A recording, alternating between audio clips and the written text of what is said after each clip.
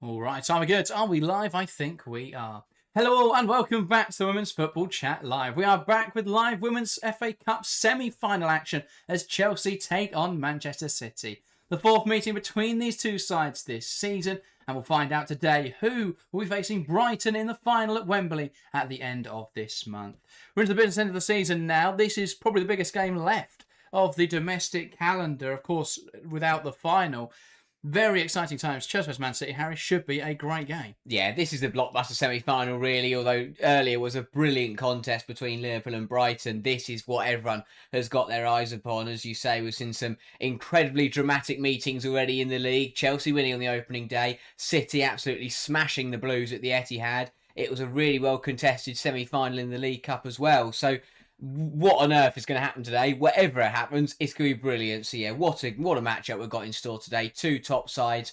Anything could happen when these two sides meet. So yeah, I'm really looking forward to this one.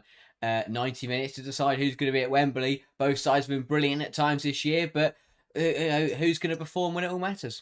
It certainly doesn't feel like a season where Chelsea have got the better of City over the head-to-head record. Because of that 5-1 drubbing at the Etihad, because of the nature of this season for Chelsea, it certainly doesn't feel that way. But this is a big opportunity for the Blues today. If they can win this and get to the final, that makes them strong favourites for a final. And in a season where, yes, they haven't won the league for the first time since 2019, and the Champions League quarter-finals didn't exactly go to plan, they could still win 2 trophies this season. So Chelsea are desperate to do that. City, though, want to... Well, they've already sealed the title. They want to complete the double. They want to make this a comprehensive performance, get 2 trophies under their belt in Jeglert's first season, and it's going to be an interesting tie. On the form, though, Chelsea come into this with a slightly better record in the last 5, which hasn't been said for much this season. Exactly that. I think it's if this had happened 5 or 6 games ago, then I think everyone will be expecting another pretty convincing City win. But as you say, what has transpired in the last couple of months has really swung the momentum going into this game, and I think that it's been really important for Chelsea that they got back on track. They got a few wins on the board, and they've built up some really good momentum and jumped back into second place, while City, although confirming the title, have faltered a little bit. So I mean, will it continue today? Will Chelsea continue their good form and City, potentially not deliver? Or will Man City raise their game again? It's impossible to tell. But as you say, the momentum right now is with the Blues. Even if those wins have come against smaller opposition, they're still victories, which is important for the camp. So yeah, it's momentum. Chelsea have got a bit of an advantage there.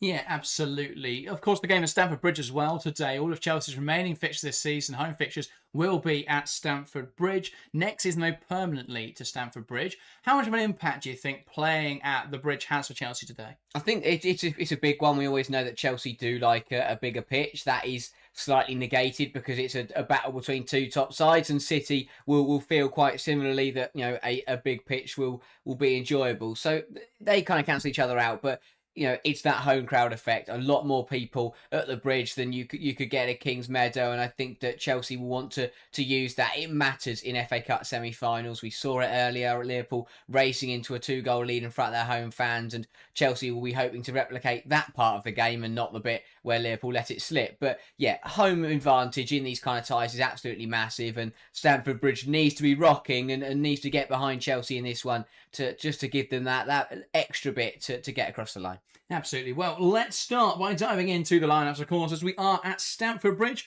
We'll begin with the home side Chelsea. A 4-3-3 for the Blues today. In goal, Hannah Hampton returns to the starting spot after Olivia Peng started against Leicester. In the back four, Carpenter at right back, Berman and Buchanan, the centre-half partnership with Charles in at left back. In midfield three, Walsh at the base of midfield with Cuthbert and Nusken alongside her.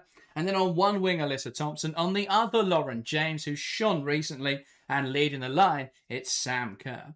Lots of threat then for Chelsea. Pretty much a full-strength side for the Blues, bar the back line where there are a number of injuries. What do you make of this Chelsea lineup? Yeah, it's a really good lineup, as you say. Chelsea as full strength as they can be, really, with the omissions. With the players that still sat on the sidelines, but it's still a very, very good squad. It's a squad that are in form, which is massively important. Sam Kerr coming into this has been red hot in front of goal. As you say, Lauren James has had some magical performances in the last couple of weeks and really shown what she can do. And again, we're looking at players like Lauren James, like Sam Kerr, who've been in these positions and have the quality to single-handedly win Chelsea this game today. So yeah, they're the two players to watch out for me. They're the most informed Chelsea players, and as I say, they're both, they know what it takes to completely win, turn a game around on this stage, and they'll be hoping to be amongst the goals once again. Indeed, and Nasty beyond the big news, makes the bench today. Obviously hasn't featured since the League Cup final, where she had a very short cameo before picking up a further injury, which has ruled her out for another 2 months. But she is now back on the bench. Hopefully won't be rushed in today, though. Let's take a look then at the side for the visitors. Manchester City, well, they may have a bit of a hangover from the midweek after they secured the WSL title in a game they weren't even playing in. Brighton, drawing with Arsenal, gave them the 25-26 WSL title. The City side, though, a 4-2-3-1 today. In goal, it's Kiara Keating, a makeshift back four without Rebecca Canuck. So Greenwood comes in at centre-half with Uahabi at left-back alongside Rose and Kasperai. In the midfield, still no Sam Coffey or Viviana Miedemar, so it's Yui Hasegawa with Blinkilda Brown and Grace Clinton. On one wing, it's Carolyn. On the other, Lauren Hemp. And leading the line, Khadija Shaw. The big threats then for City today. We think back to that game at the Etihad. We saw how Carolyn's directness caused them a lot of issues. Is that what they'll look to target against Chelsea again today? Yeah, I think so. It's a positive shift for Andre Yeglets to put Carolyn back out wide. A, where she can be most dangerous, and B, it negates the problems that they have been having in recent weeks. So yeah, Carolyn is a massive threat. She's shown what she can do against Chelsea, and now back out on that wide position will look to be direct and dangerous once again. But Grace Clinton is the big one for me. I think it's the massive talking point. We know that City have massively missed Viviana Miedemar in the last couple of weeks. They tried to fix that by putting Carolyn into the 10. Didn't work whatsoever. Bringing in Clinton, who I still don't believe is as good as Miedemar and doesn't have the same qualities or same strength that Miedemar does. She can offer a bit more of the physical element, which I think is what City have got to look to use today. It's an extra player in midfield, which is very helpful, but I think that she's just a bit more she's got more combativeness than Carolyn has, and I think that although it isn't quite the same level as Miedemar, she can try and do that role to a better ability, and I think it'll be a better fit. So that's a big call from Yeglers, and I think it's the correct one to put Carolyn out wide and bring Clinton into this one, who should have a bit more joy in that 10 position. Yeah, I think it's very much a case of when we look at some of the other players they've used in there, they've got the technical quality to match Miedemar, or at least somewhat match Miedemar. But I think what Clinton's going to give you is a similar technical level to what those other players would give you, but also going to bring a bit more of a goal-scoring outlet in that attack midfield role, going to bring a little bit more of that physicality, and no one's going to replace the height of Viviana Miedemar. So you just have to ignore that and look at what you can replace of Miedemar's role. You can replace that physicality, you can replace the technical level, you can replace that goal-scoring threat, and I think Grace Clinton gives you that more than some of the other options they do in that position. Let's talk about those omissions, though. Rebecca Canuck missing through injury. She picked up that injury in the Liverpool game. Ayaka Yamashita, her absence is unknown. No Sam Coffey, and obviously we've mentioned Viviana Miedemar. That is a core part of this City side, particularly of the back half of the season, missing in this game. How much an impact does that have? Yeah, it's absolutely massive. As you say, they are key players that are, especially the likes of Miedemar and Canuck in there. They're the main reason. They're part of the main reasons why City have gone on to win the league this season. So they're massive misses. As I say, I think Knack did incredibly well, to be fair, to play on with that shoulder issue throughout the whole 90 minutes. And it's a good job she did, because she popped up with the winner in the end against Liverpool. But yeah, massive misses.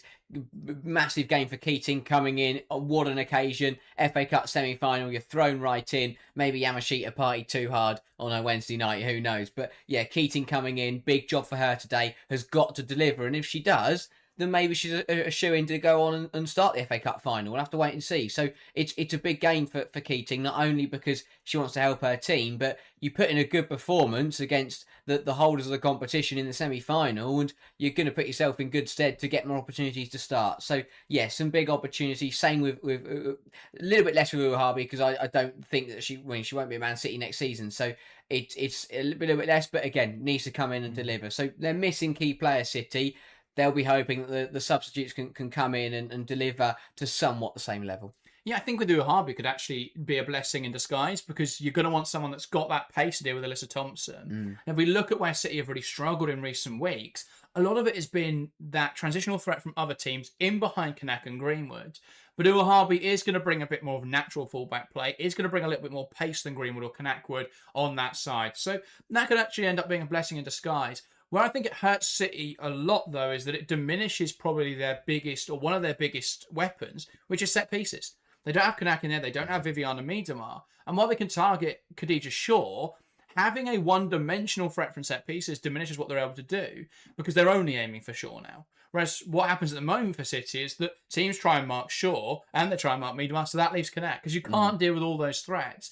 But the problem comes then when some of those threats are missing. So it's going to be really interesting to see how City handle that today, because I think that could be a big issue in terms of the set pieces have been one of their biggest threats this season. If that isn't there for City today, that would be a bit of a concern. But I still think it's obviously they're still a strong side. They've got other routes to goals, of course. They've got the best striker in the world in Khadija Shaw. So it's not like goals are difficult to come by for City. But in games that are cagey and difficult, set pieces have often been the differentiator for City, and not having that available to them today, or at least to the same degree, I think it's going to impact their ability to win. And I think the Chelsea side is almost full strength. I think the back line is probably more equipped to deal with City's transitional threat, having Berman and Buchanan in there, than if it was perhaps, who played in the game. Brighton Germer played in the City game in February. I think this is a better back two to deal with that problem. No Bronze starting, I think, is a big positive for me as well. So on paper, I think Chelsea will be very happy with how their side matched up against City today. Yeah, exactly that. I think it's the strongest side out of the three meetings so far. It's the strongest side since the opening day of the season that Chelsea have managed to put out against Man City. So yeah, that definitely should. They'll be hoping it pays dividends, but yeah, it's good to see two sides both missing key players, but still very, very strong to compete what should be a very high-quality semi-final. Absolutely. Well, the players making their way out onto the pitch at Stamford Bridge, and let's get into our predictions. If you're watching along to the show, get involved in the live chat. We'll go through all of those, unless there's too many, in which case we'll go through as many as we possibly can ahead of kickoff. We're going to get things started here, though, in the studio, and we'll start with yourself, Harry. What's your prediction as we go into this game? Who is going to make the final to face Brighton at Wembley? Oh, I say again, ridiculously difficult one to call. I think that Chelsea have been the heroics of some late goals and some brilliant matches, so I'm going to mirror the scoreline that Chelsea beat Manchester United by 2 rounds ago. I'm going to say Chelsea 2, Manchester City 1 after extra time. I will say Man City to take the lead through Khadija Shaw. I will then go for a Lauren James leveller late on to send us to extra time. And then when it comes down to it, in the pressure moments, in the last 30 minutes of extra time, in that 30-minute period, I will say Sam Kerr to deliver for Chelsea and to find the winner. Chelsea 2, City 1, but I think that we will need extra time to split the two sides. Fair enough. I think it's going to be a bit more of a comprehensive win for Chelsea. I think that they'll look at the fact they lost 5-1 to City back in February, and they'll want to go out for vengeance. I'm going to say 3-1 Chelsea today. I think the performances of late have been much stronger. I think the team they put out today is stronger than the City team. And if they can target City's weaknesses, like teams like Brighton have in recent weeks, I think there's that threat. There's the added complication of Khadija Shaw and the rumours around her today. And Shaw, was brilliant back in the February game, but historically hasn't always performed well against Chelsea. And I think if Buchanan can be physical with her today and Berman can try and handle her pace, I think those two could handle her better than the partnership did back in February. So I think Chelsea will get a big win today. I'm going to say 3-1 and Chelsea to reach the FA Cup final. They haven't lost in this competition since 2024 at the semi-final stage when they lost to Manchester United. So yeah, they've got a really good record in this competition. They know that this is all they've got left to play for really now. And I think Chelsea will be up for it. It's a slightly rotated City side. They've done the business in the league. They've been celebrating this week while Chelsea have been fully focused on this game. I think all those little things add up, and I think Chelsea will be the stronger team today. I'm going to say a brace from Lauren James because she's been in fantastic form recently. And I'll say a goal from Sam Kerr as well. And for Manchester City, I was going to back Khadija Shaw, but I'm going to say Carolyn to score instead. I think that transitional pace could still be a massive threat. And I'm not 100% sure on Charles starting, but Chelsea don't really have a fantastic left-back option at the moment. Should be a brilliant game, though. Locus in the live chat saying 2-1 Chelsea. Wahali saying 3-0 to Manchester City. Very different predictions there. Then in the poll in chat, 59% Chelsea, 41% City. So the chat holding favour, or Chelsea holding favour with the live chat. But let us know your scoreline prediction in the chat, and we'll get into those as we go into kickoff here at Stamford Bridge. Yeah, it's massive. I think it's ridiculously difficult to call. For me, it's just those fine margins, those little things that are in Chelsea's favour. They've got the home advantage. They've got the better head-to-head record this season. And, they're in better form at the moment. It's those little things that I just think Chelsea will edge it. But it could really go either way. It is Man City to get us started here at the Bridge. Clinton from the middle, waiting for the referee's whistle. And we'll now knock it back and get us underway in this FA Cup semi-final. It's Chelsea taking on Manchester City at Stamford Bridge today for a spot in the final at Wembley Stadium at the end of this month. The winner of this, of course, will face Brighton in that game. Chelsea hoping to go back-to-back in this competition after victory over United last year. And City, well, it's been a while since they've won the Women's FA Cup, and how they'd love to complete a domestic double this season. Charles with a throw in then for Chelsea. Down the line to Nusken, who pokes it into Kerr. Great hold up from Kerr. Inside to James now. Chelsea finds space to play with. Out to the right-hand side, and it's Thompson. Up against Uwahabi, wants to take her on. Goes to the outside. Alyssa Thompson force a big save out of Chiara Keating. A great move from Chelsea early in this game. And really, that should be 1-0. A great save from Keating to deny Thompson. What a start for Chelsea. Exactly what they need to do. You're looking at Uwahabi, who hasn't started many games this season. Got to target her early doors, lacking match sharpness. It's brilliant from Thompson. Darts towards the byline, releases a brilliant effort. And that's a huge stop from Chiara Keating. Indeed, I think it's important for Keating to get those kind of saves under her belt early in this game. And that was a big stop to deny Thompson. Berman puts it in towards the back post. Cuthbert can't quite get there. Kerr keeps the move alive now. And was that a penalty on Buchanan? It's been given as a goal kick, I think. And that is a contentious decision. But I think Phoebe Cross coming to the right decision there. Yeah, just a bit of a collision between Uwahabi and Buchanan. Buchanan gets to the ball but first and knocks it out for the goal kick. I don't think Uwahabi does too much after that. Didn't stop Buchanan getting there either. But fast start from Chelsea, exactly what they need to do. Yeah, I think that was careless from Uwahabi, but nothing too aggressive or overly physical. Here's Carolyn, looks to play it in behind. Charles will knock it out. Berman, will knock it out of play. Good defending from Viola Berman. But it's what Chelsea need. Get a fast start. City coming into this, it was a bit nervy at times against Liverpool, especially in the early stages. Obviously, the loss to Brighton as well. Fast start, get on top of them and put them under pressure. James to win the ball off Kasperai. And Kasperai tries to pull her back, but James comes away with possession. Shoots from range, Lauren James. Keating saves and just about holds. But it's been all Chelsea to start this game. Keating with 2 big stops already. Kasperai pickpocketed by James, who tried to lift it over Keating, who just about got back in time. Oh, again, Lauren James, one of the only players in the world that can probably score from anywhere, sees Keating off her line and caught it nicely.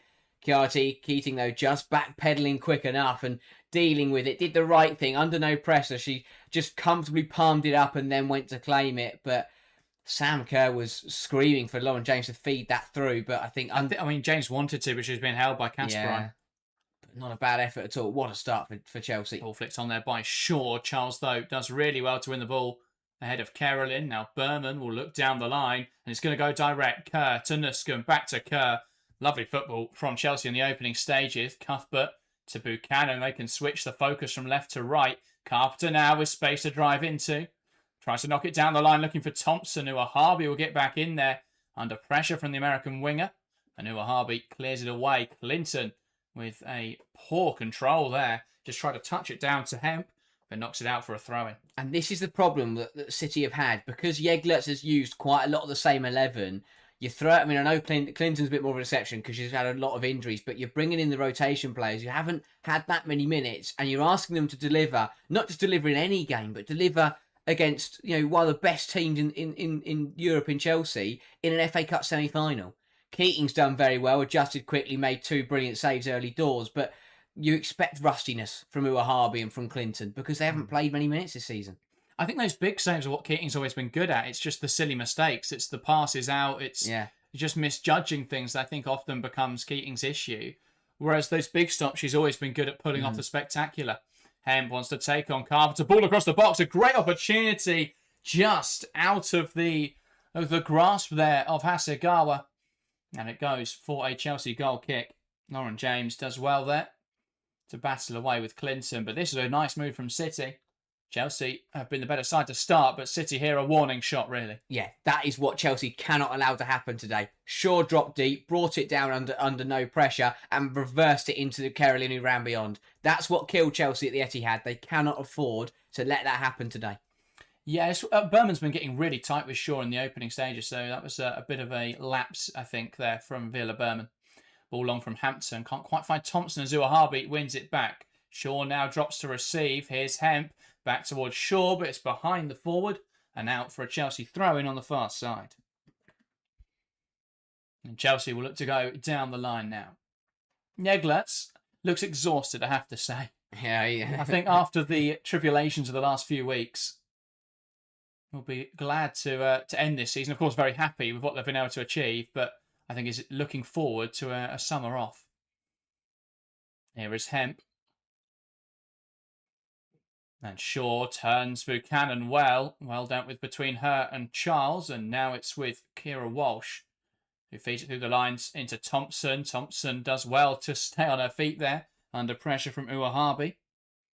Buchanan, now to Villa. Berman opens up the left channel and knocks it out of play. I think choosing the smartest option, they didn't really have anyone on Villa Berman.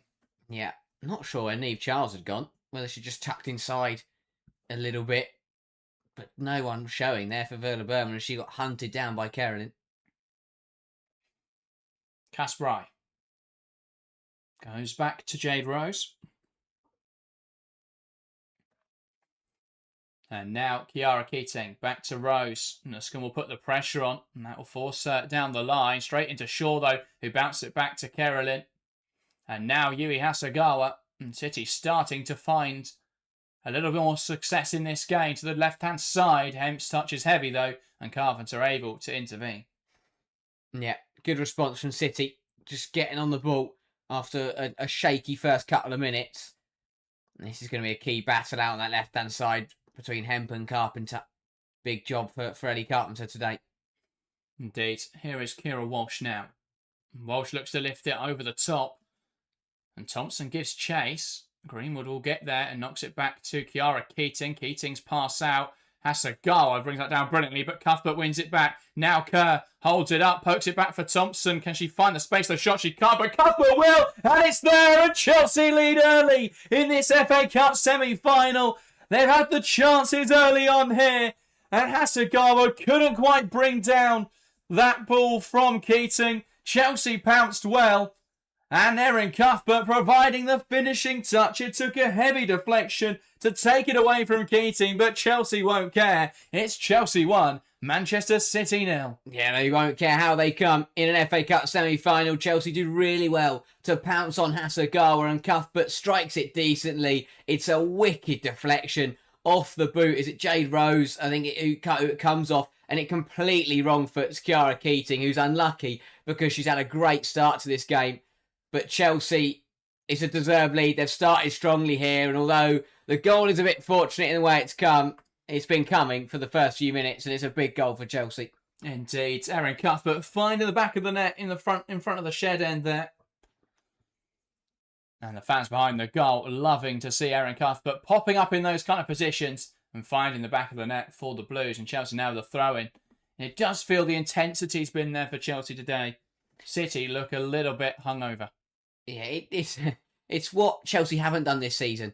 We've seen so many bright starts, but they lack clinicality, don't take advantage and then let the opposition in. But they've done well here to capitalise on the good start and make sure they get the ball in the back of the Thompson net. down the line to Carpenter. Has she kept that in touch? Kerr scores! Is it in?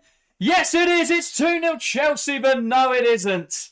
The lino on the far side decides that has gone out of play. We're going to have to look at the replay. City stopped playing, and I think that may have influenced the decision of the assistant referee. I'm not sure that went. It's very tight. This may provide a better angle. I don't think that's gone.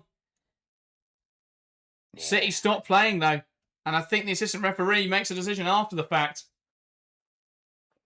I think from that angle, that should be 2-0 Chelsea. Yeah, you watch it back there, and the assistant referee isn't fully in line with the end of the touchline, and it's one of those where, again, it comes down to that whole debate about the whole ball has to go out, where, you know, and it's a difficult one to see, because from side on, because if you're not in line with it, that looks out. But as I say, when you get that overhead view, it looks like the ball is still on the line. I think if the City defenders have kept playing there, she wouldn't have given that.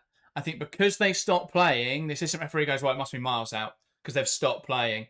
And she clearly wasn't in line with play. But that is a poor decision. Chelsea should be 2-0 up in this game. Buchanan. Again, there's maybe a better angle from the angles we've seen. That looks clearly in. Cuthbert slots it through the lines, looking to find Sam Kerr, Keating off her line, and clears it all the way to the Chelsea backline. Shaldell says it was still in, and Zeta saying it didn't look out to me. No, I don't think the assistant referee had a good view of that at all. Yeah, I think the biggest criticism will be that she hadn't managed to keep up with the onrushing Carpenter, and then, you know, if you're out of position as an official, you're not going to be able to make the best decision. That's exactly what's happened there. And that's one of those where, I mean, we can easily sit here and say, oh, there should be VAR in these competitions, but simply put, the assistant referee should know. The assistant referee should be in line with play there and know whether that's in or out. Of course, VAR helps to take away those big and obvious decisions, but it shouldn't need to. Here's Blinkilda Brown. Back now to Jade Rose. No, it wouldn't be a women's football game without a bit of controversy early on here. Keating to Greenwood. Now Carolyn. Leo Harvey tries to go down the line. Hemp's going to knock the ball past Carpenter. Carpenter tracks her well, though, and tries to see it out. Hemp does really well to get around it to keep it in play. And once again, not 100% sure that one left the field of play, but it was won back by Carpenter, and it would have been a Chelsea ball either way. But we're going to have another look at this, which they've decided to pause it well before the cross is played. Thank you, T&D Sports. Brilliant. Yeah, I think Sam Kerr's made the right point there to the referee that, yes, some of the ball's gone out, but the whole ball hasn't left the field of play. Yeah. Clinton tries to play forwards. Berman steps in well and then doesn't react quick enough as Carolyn robs her of possession. Here's Grace Clinton. Back now to Rose. Clinton. Clinton looks like a player who's only played 170 minutes, but that was a good pass. Now here's Shaw. Back heels it towards Lauren Hemp, who does well to win it back and takes aim, and it's wide of the mark. Got to hit the target there, Lauren Hemp. Yeah, she'll be very frustrated. I'm not too sure what Erin Cuthbert's trying to do here. Way too weak in the challenge. Just looks to kick it back into Hemp or flick it backwards to Walsh. I have no idea. But ends up just giving the ball straight to the City winger, who on the turn pulls it, drags it wide, but really should do better there, Lauren Hemp. But not quite sure what Erin Cuthbert was doing in that situation. Indeed. Here's James. Tries to take it past Blinkilda Brown, twisting and turning. Not the position to be doing that in. Does win it back off Clinton, but it falls for Shaw, who doesn't quite have the angle to shoot there. Now Hemp. Hasegawa. Back to Blinkilda Brown. Here's Lauren Hemp. Hemp plays it wide. Uahabi now. Goes back to Greenwood. And now Leah Uahabi inside to Lauren Hemp. Greenwood. Blinkilda Brown stepping up well and playing it into Hemp. Hemp knocks it wide. Space for the cross from Uahabi here, blocked by Carpenter. And now out for a City corner. They're first of the game and a great chance for Manchester City. Yeah, starting to make this possession count. Manchester City had a lot of the ball, but that Hemp shot is the only chance of the game, and it's Chelsea doing exactly what you need to do against City. It's that it's that almost underdog element of football. Let them have the ball, but hit them in transition where they're vulnerable. Indeed. Greenwood delivers it in there. It bounces right the way through. And no one in a Chelsea shirt making contact with that. There was a Rebecca Kanak-sized gap there in the penalty area. Hasegawa dinks it back in. It's headed on by a Chelsea shirt. And it'll be into the hands of Hannah Hampton. A fairly even contest so far. City all of the ball. Chelsea with the much better chances though. Here's Hannah Hampton. Lovely driven low pass into Shoka Nusken. That's brilliant distribution, but Nusken just has 3 players on her and gets swamped. And City back in possession. Clinton into Hemp. Touches it on to Hasegawa. And Cuthbert fighting away for possession. Biting at the tackles there. Erin Cuthbert. Now Clinton looks to lift it into Shaw, who controls it well. Buchanan tries to stick with her, makes the tackle. That's brilliant from Khadijah Buchanan. Sticks with her, gets the tackle spot on. And Hannah Hampton stops it going for a corner. That's brilliant because she looked beat. Buchanan looked absolutely beat by Shaw here. And it's so easy when the forward gets the wrong side of you as a defender to end up committing the foul. But yeah, time to perfection there from Buchanan. Brilliant interception. And wins Chelsea back the ball. Here's Thompson battling with Harvey. It's Erin Cuthbert, though, who comes away with possession. And all the way back to Hannah Hampton. It has really been a frantic start.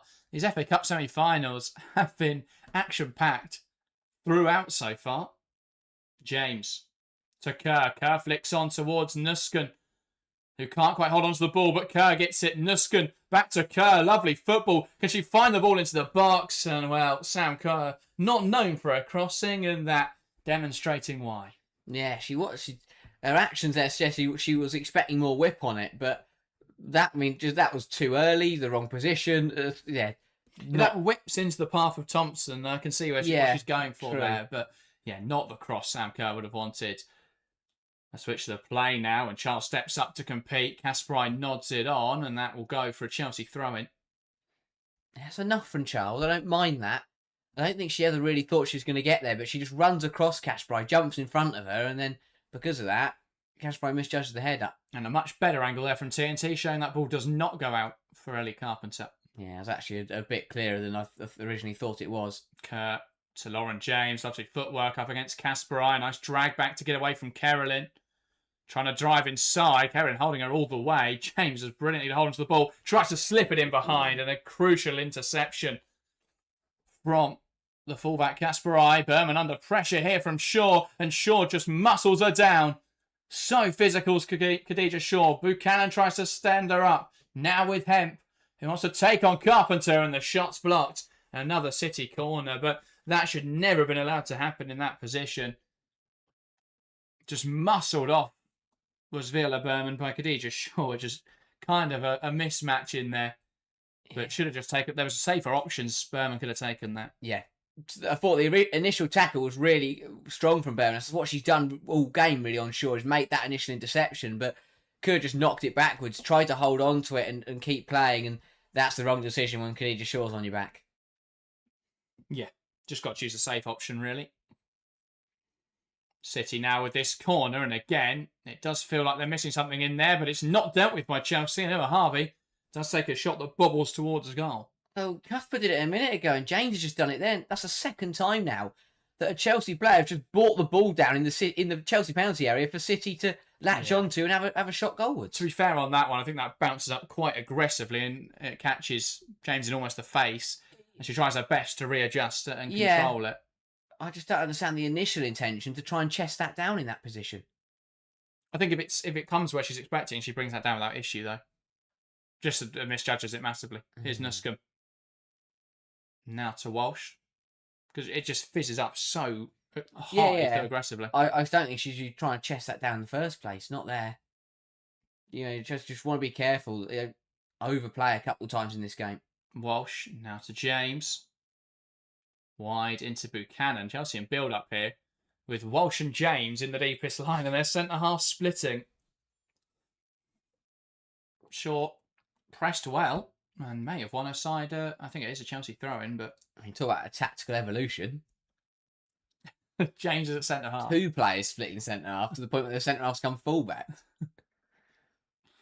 Carpenter down the line.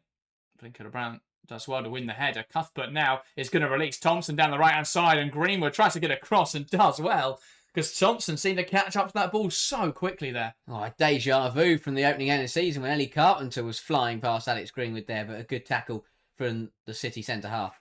Chelsea in attack now. Cuthbert lays it wide. Walsh has space for the cross. Plays it to James on the edge instead, though. He's trying to make something happen here. Has Hasegawa marking her tightly. Lauren James, lovely bit of skill to get out of trouble. Now lifts it towards goal, and it's headed on by Uahavi. And almost headed into our own net there by Leia Uahavi. Oh, another Chelsea effort and another wicked deflection that nearly wrong-footed Keating again. Yeah, Uahavi doing enough to put it behind. I have to say, to be fair, in the end, it was a bit of a scary one, but I think it was the right decision because would Keating have got there? Yeah, I'm not sure she would have. There's a decent amount of pace on that ball. It seemed to Uahavi added more pace. Yeah. Berman over this corner goes short into James. James now to Walsh, lurking on the edge. Into James again, now to Berman. He's created space now for the cross. Puts it in there. It's not a great delivery, but it does require clearance from Khadija Shaw. And they felt Chelsea were a little too obvious about what they were going to do there. Yeah, I thought Walsh was absolutely screaming for it in the edge of the area because there was an easy pass for Berman just to play it straight to her. I feel like they could have cut out the middleman that was Lauren James there. I think that would have been a difficult pass, to be fair, with the angle of the player that was tight. City now the throw in their own half.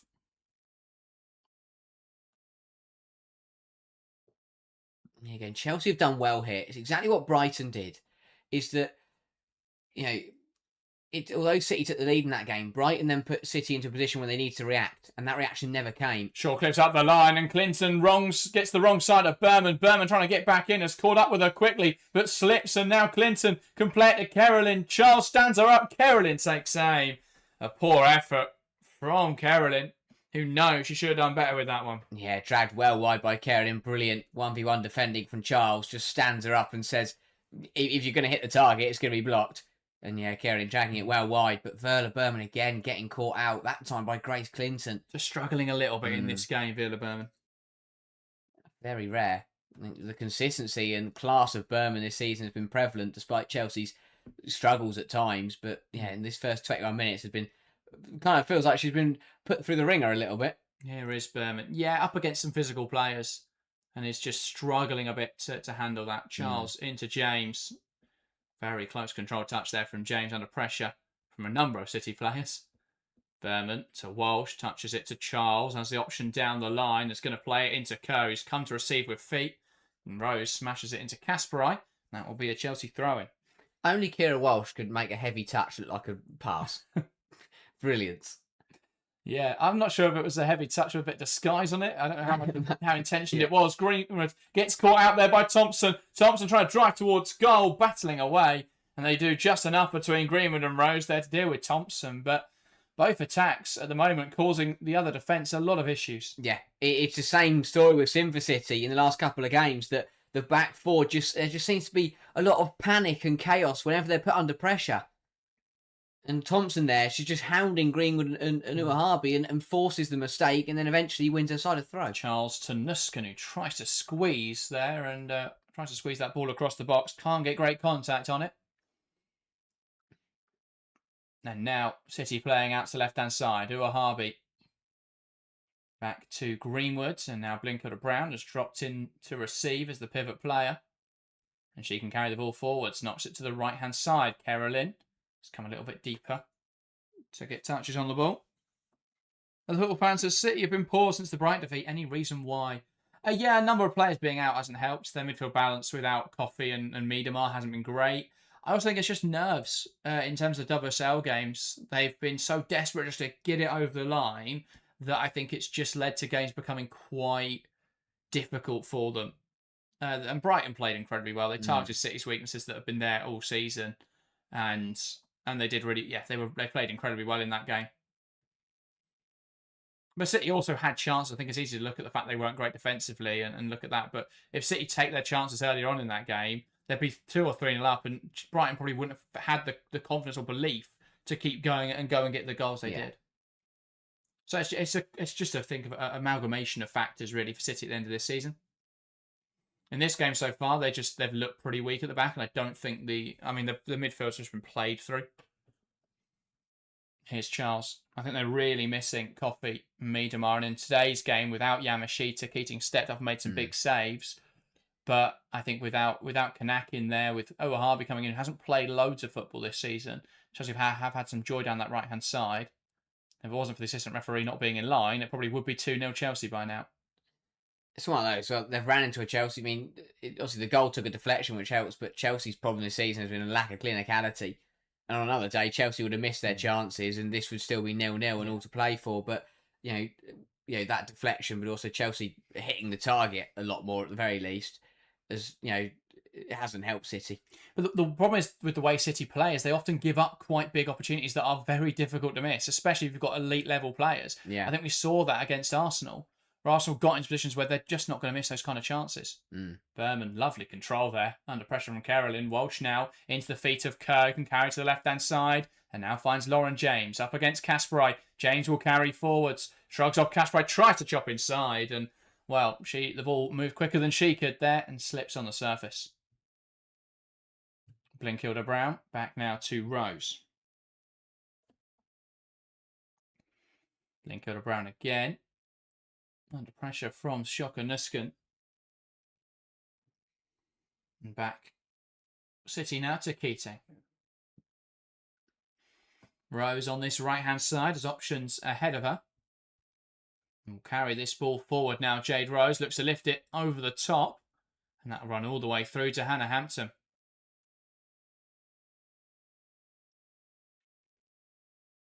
Yeah, Chelsea have done this well. We'll be happy with how this has gone. I think that they'll be annoyed the second goal didn't count, because at 2-0, they could easily just drop into a bit more of a controlled game, which is what they've started to do a little bit. It's less frantic as it was in the opening encounters, which Chelsea will be happy with because they're the ones ahead. After trying to carry inside, Hasegawa back now to Greenwood. Keating into Rose. Carolyn, nice turn. Now to Hasegawa. And back to Kasperai. Looks to go down the line and trying to find Carolyn.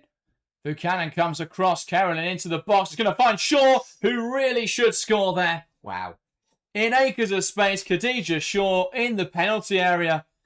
You'd back her 9 times out of 10 to find the back of the net with that chance. Just a complete lack of awareness from Ellie Carpenter. Has no idea that Khadija Shaw's right behind her. Leaves her completely unmarked. And as you say, Khadija Shaw unmarked in the penalty area. Usually what follows that is the back of the net rippling. That is a big chance gone for City. Carpenter's positioning does make it difficult though for Shaw there. Yeah. Shaw has to finish around Carpenter, which is why she tries to go for power and height. But yeah, you'd want her to be a little bit tighter there to Khadija Shaw. City finding a little bit more joy then. Since the opening 10 minutes where Chelsea found the back of the net twice. Here is Greenwood. The City look to play out. Back now to Kiara Keating. Carolyn tries to get the nod on there. Doesn't quite make any contact. It will be a Chelsea throw. Laura says, I like the way you wear the Chelsea shirt. At least you own your bias. Yeah, I like to think... everyone's got subconscious biases, but I like to think we try and be as neutral as possible. But I've got no issues with people knowing I'm a Chelsea fan. I like to think that the people who watch us regularly will know that we try and be as neutral as possible. Here is Thompson. Can she get the shot away now? Alyssa Thompson wriggling towards goal. Nusken in the 6-yard box. Turns. Can she get the shot away? She can, but it's just going to go wide of the mark. In a difficult position there. Nusken just tried to get it goalwards. And you feel Thompson probably could have taken that shot earlier. Yeah. Had to hit it before. I think a heavy touch ruined it because it just invited Greenwood to step up, and then Thompson had to move round her and wriggle through. But without that, I think she would have let fly and probably troubled Keating once again. Here's Clinton. Now to Carolyn, back to Clinton. Ball played in behind, and it's a foot race between Hampton and Carolyn, but Hampton will get there and knocks the ball out of play. There seems to be so many massive gaps. That was too easy for Keating just to drill a pass straight into Clinton's feet, who could then turn, swivel, and play a ball through the lines towards Carolyn. Kasprite. Shaw now holds the ball up well, and it's a good tackle from Nusken. And now here's Lauren James. James goes back to Buchanan. Hampton. Charles with the positive touch. And options ahead of her. Forced backwards though by Carolyn. Here's James. A lot of space to work with now for Lauren James. And that's a great ball to stretch the play. If Carpenter can get there, she will. Brilliant stuff from Chelsea. Ball in towards the back post. She's just going to run over the top. And Nusken will work hard to try and keep it in play and can't quite make it work. Got to be a better delivery there for me from Ellie Carpenter. After Lauren James has just played a ridiculously brilliant switch of the play towards you, you cannot get on the end of the ball and just smash it out off the other end of the pitch. Just need to take it a little bit off it, Ellie Carpenter. Brilliant run. Great knock from Lauren James. Just need to, take a bit off it. Trying to find Sam Kerr probably around, hanging around the 6-yard box, but just overhit. Kerr holds it up well inside now to Nusken. And Kasparov does well to win it back, but Kerr pounces on a poor pass from Greenwood. While Harby a bit erratic in the penalty area. Thompson's going to get there. Heads it down to Shocker Nusken. Now the ball into the area, blocked though by Harby. Rose comes across and clears it into Nusken. And that'll be a City throw. Beth Stenlake onto the stream says, thank you so much for this video, guys. Heartbreaking I can't watch myself as it's behind a paywall. How are more people meant to get involved with women's sports when they're so inaccessible? Yeah, I think all of the competitions this season going behind a paywall is the wrong decision. I think the League Cup, obviously not being behind a paywall, has been good for that competition, but only 1 out of the 4 trophies available for English clubs. I don't think that's particularly good for growing the game. The FA Cup for me should always be BBC. Yeah. And I think that it's a real travesty it's behind a paywall in both the men's and women's game. But yeah, glad you could join us and glad we can provide a service. Here is Kira Walsh. Plays it into Thompson. Up against Harvey. Can she get the shot away? Thompson cuts inside. Brilliant footwork. Thompson can provide the finish. It's a late challenge from Rose. I think she gets the ball. And a corner for Chelsea. Thompson's got to hit it sooner. It's brilliant feet. Does ever so well. She's getting the better of Harby every single time, but just needs to let the shot off, and that is a superb tackle from Jade Rose. Foot on the ball. Fantastic. That is got it wrong. Ridiculously good from Jade Rose, who's injured herself in the process. Probably just overstretched a little bit, but what a tackle that is to deny Alyssa Thompson. Yeah, Thompson's dribbles have been excellent, and she's getting into the opposition box. Most touch of any player in the opposition box in this game, but has got to release it earlier. Yeah. Just hasn't got enough shots away yet in this game. Only 1 shot. Even if you fire it, it gets blocked. It's got a better chance of falling kindly or falling to someone. Charles and Nusken combining nicely. Charles ball into the area. Not a bad delivery, but Hasegawa clears. James, heavy touch, which she does brilliantly to get back across Carroll in there and keep hold of the ball. Buchanan into Carpenter. Plays it wide to Thompson.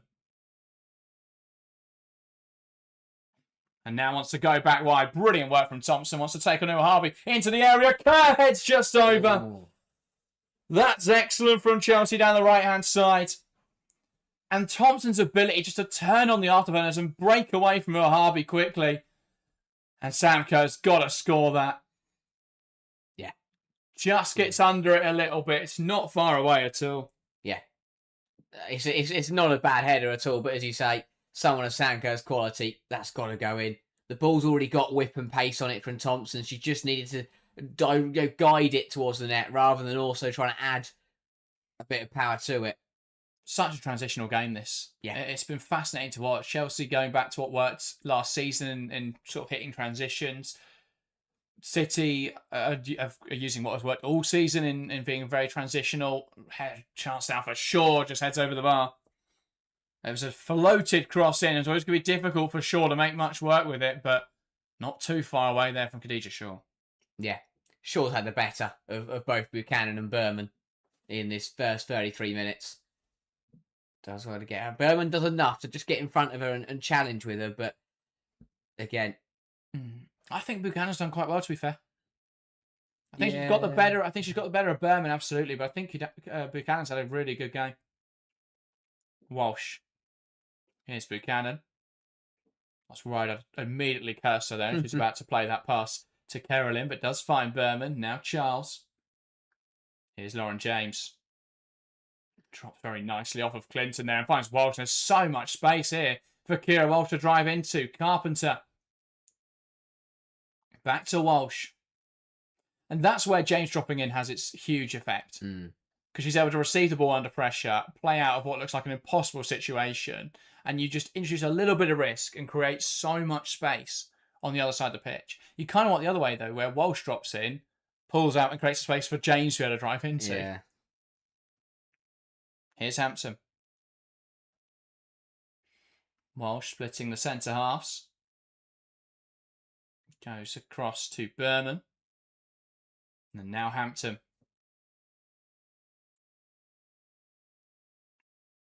Just waiting for an opportunity. It's going to go long now, Hannah Hampton, and try and target Thompson. Carpenter's going to play it in behind, and Kerr here putting the pressure on Greenwood, and Keating getting it out of play. And that will be a Chelsea throw-in. Brilliant work from Carpenter, though. Just first time hit that ball across the pitch and just made life really difficult for Greenwood. Yeah. Sam Kerr just kind of lurking in Greenwood's blind spot there. Put her under a bit more pressure than I think she realised that she was under. Berman. Neve Charles can carry the ball forward away from Carolyn. Now to Erin Cuthbert. All the way back to Berman.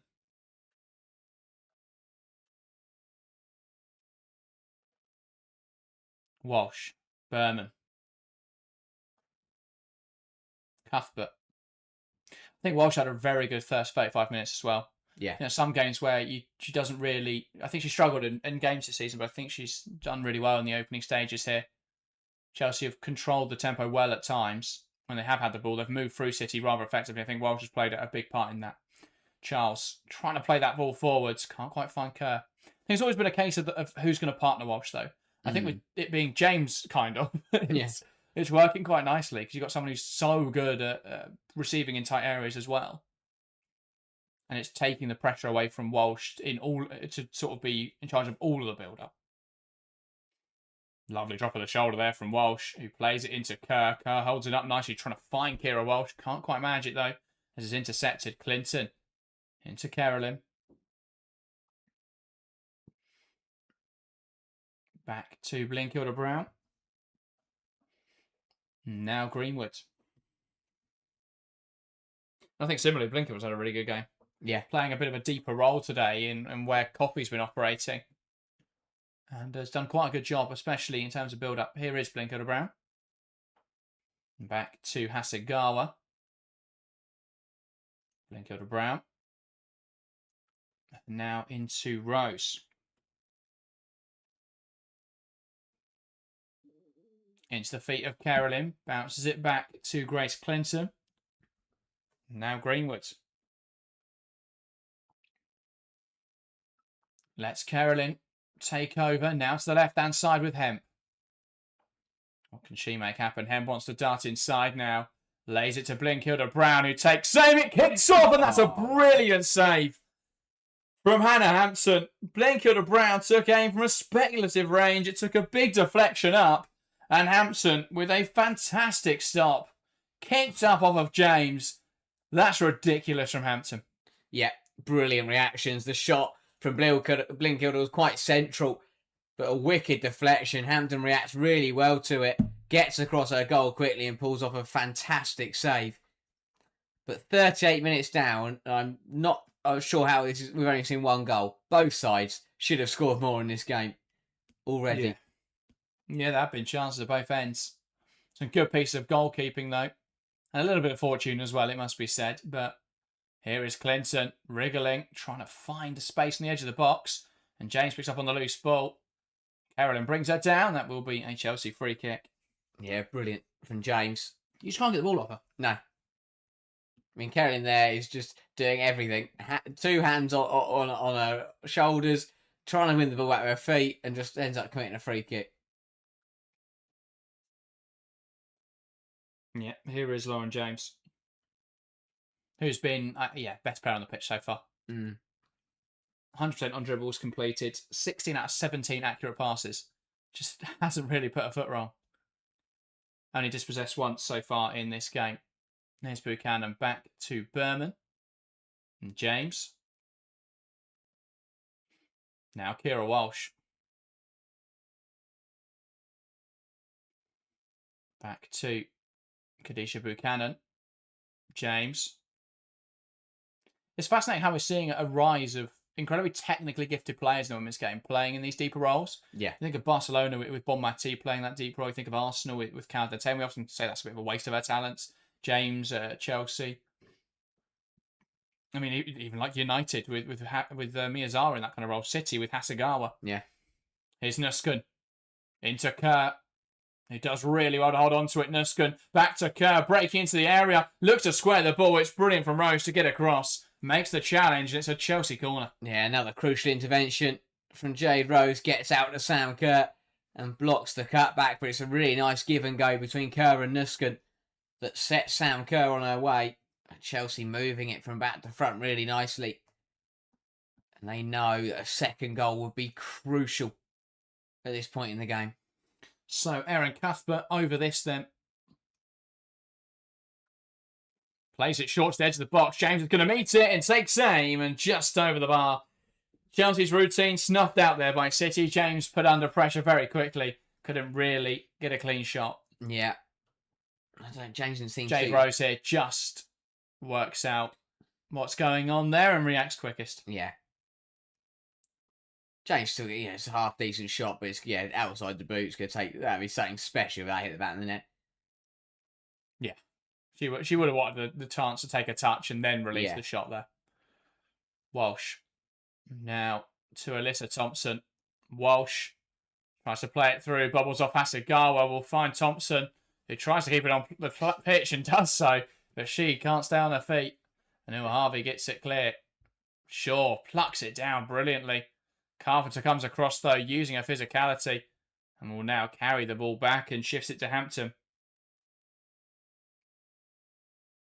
Hampton's going to lift out towards the left-hand side and not quite able to find Niamh Charles in there.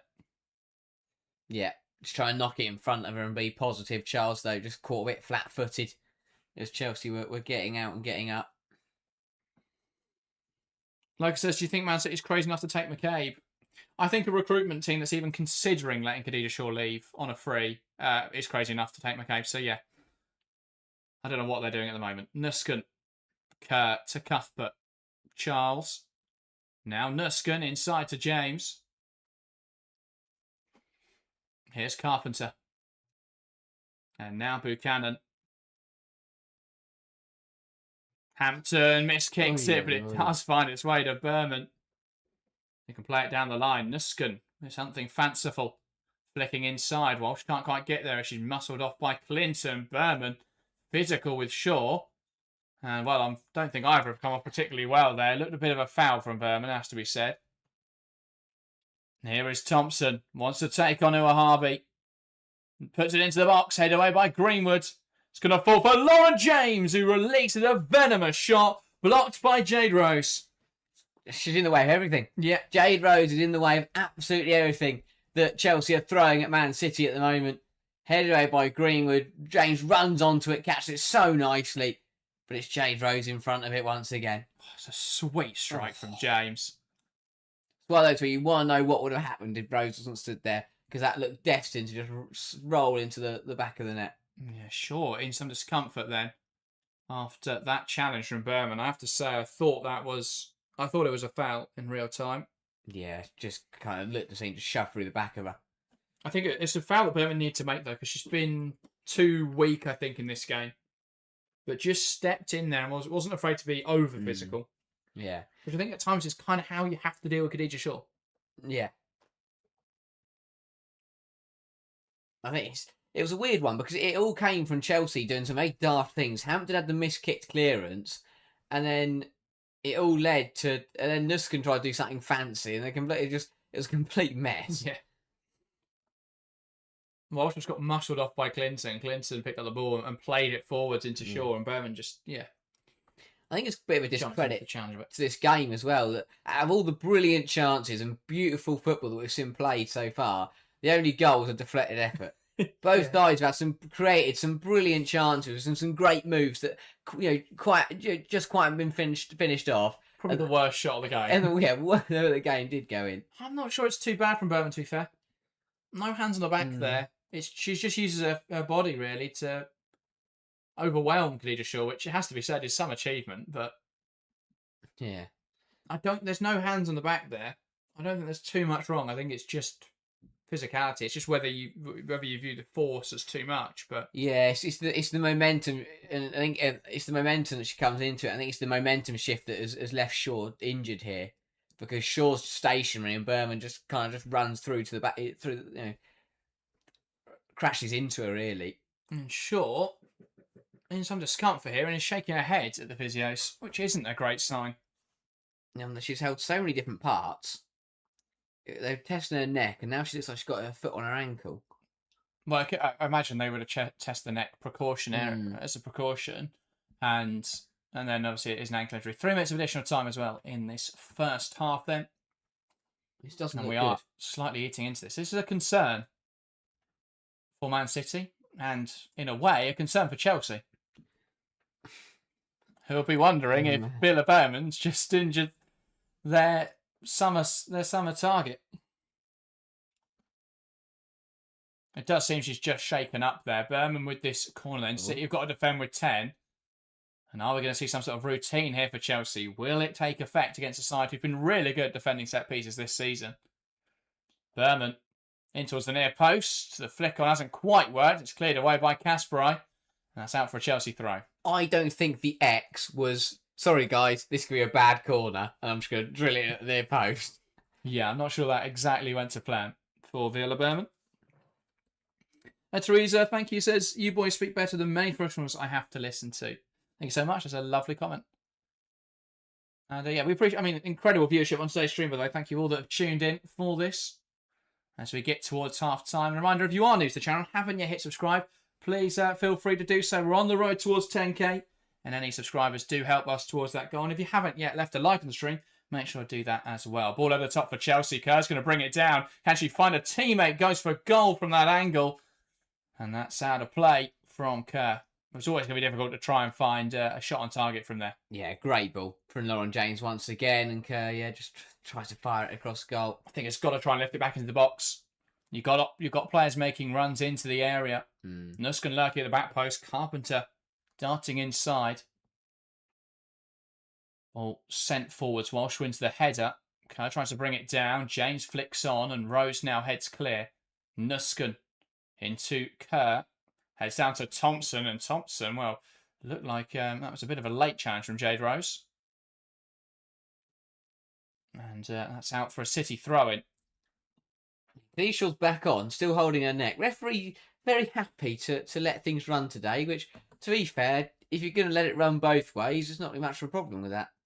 Yeah, I don't think there's anything too egregious. It's just those physical contacts. I don't mind. I think too often referees want to manage every little foul and make it very stop-start. I don't mind the referee letting things play. And as you say, it's more about consistency than anything else. I think the ref has been very consistent so far. So we criticise referees when they have a bad game, but I think it's important to also praise them when they are doing a good job. Nuskin. Buchanan makes a bit of a mistake there on the ball, just misjudging. Not realising she had 2 City players behind her. And Cuthbert comes across and intervenes. Now Harvey stepping up. Carpenter with a strong challenge to win it back. And Chelsea in possession. Now Walsh, who's pulled wide to offer an option. Buchanan. Short into Lauren James. And that is the half-time whistle here at Stamford Bridge. It's Chelsea 1, Manchester City 0 at the break. Erin Cuthbert's goal in the 7th minute, the only in this game so far. Chelsea did find the back of the net, and it was perhaps unfairly ruled as having left the field of play. If not, Sam Kerr would have doubled Chelsea's advantage.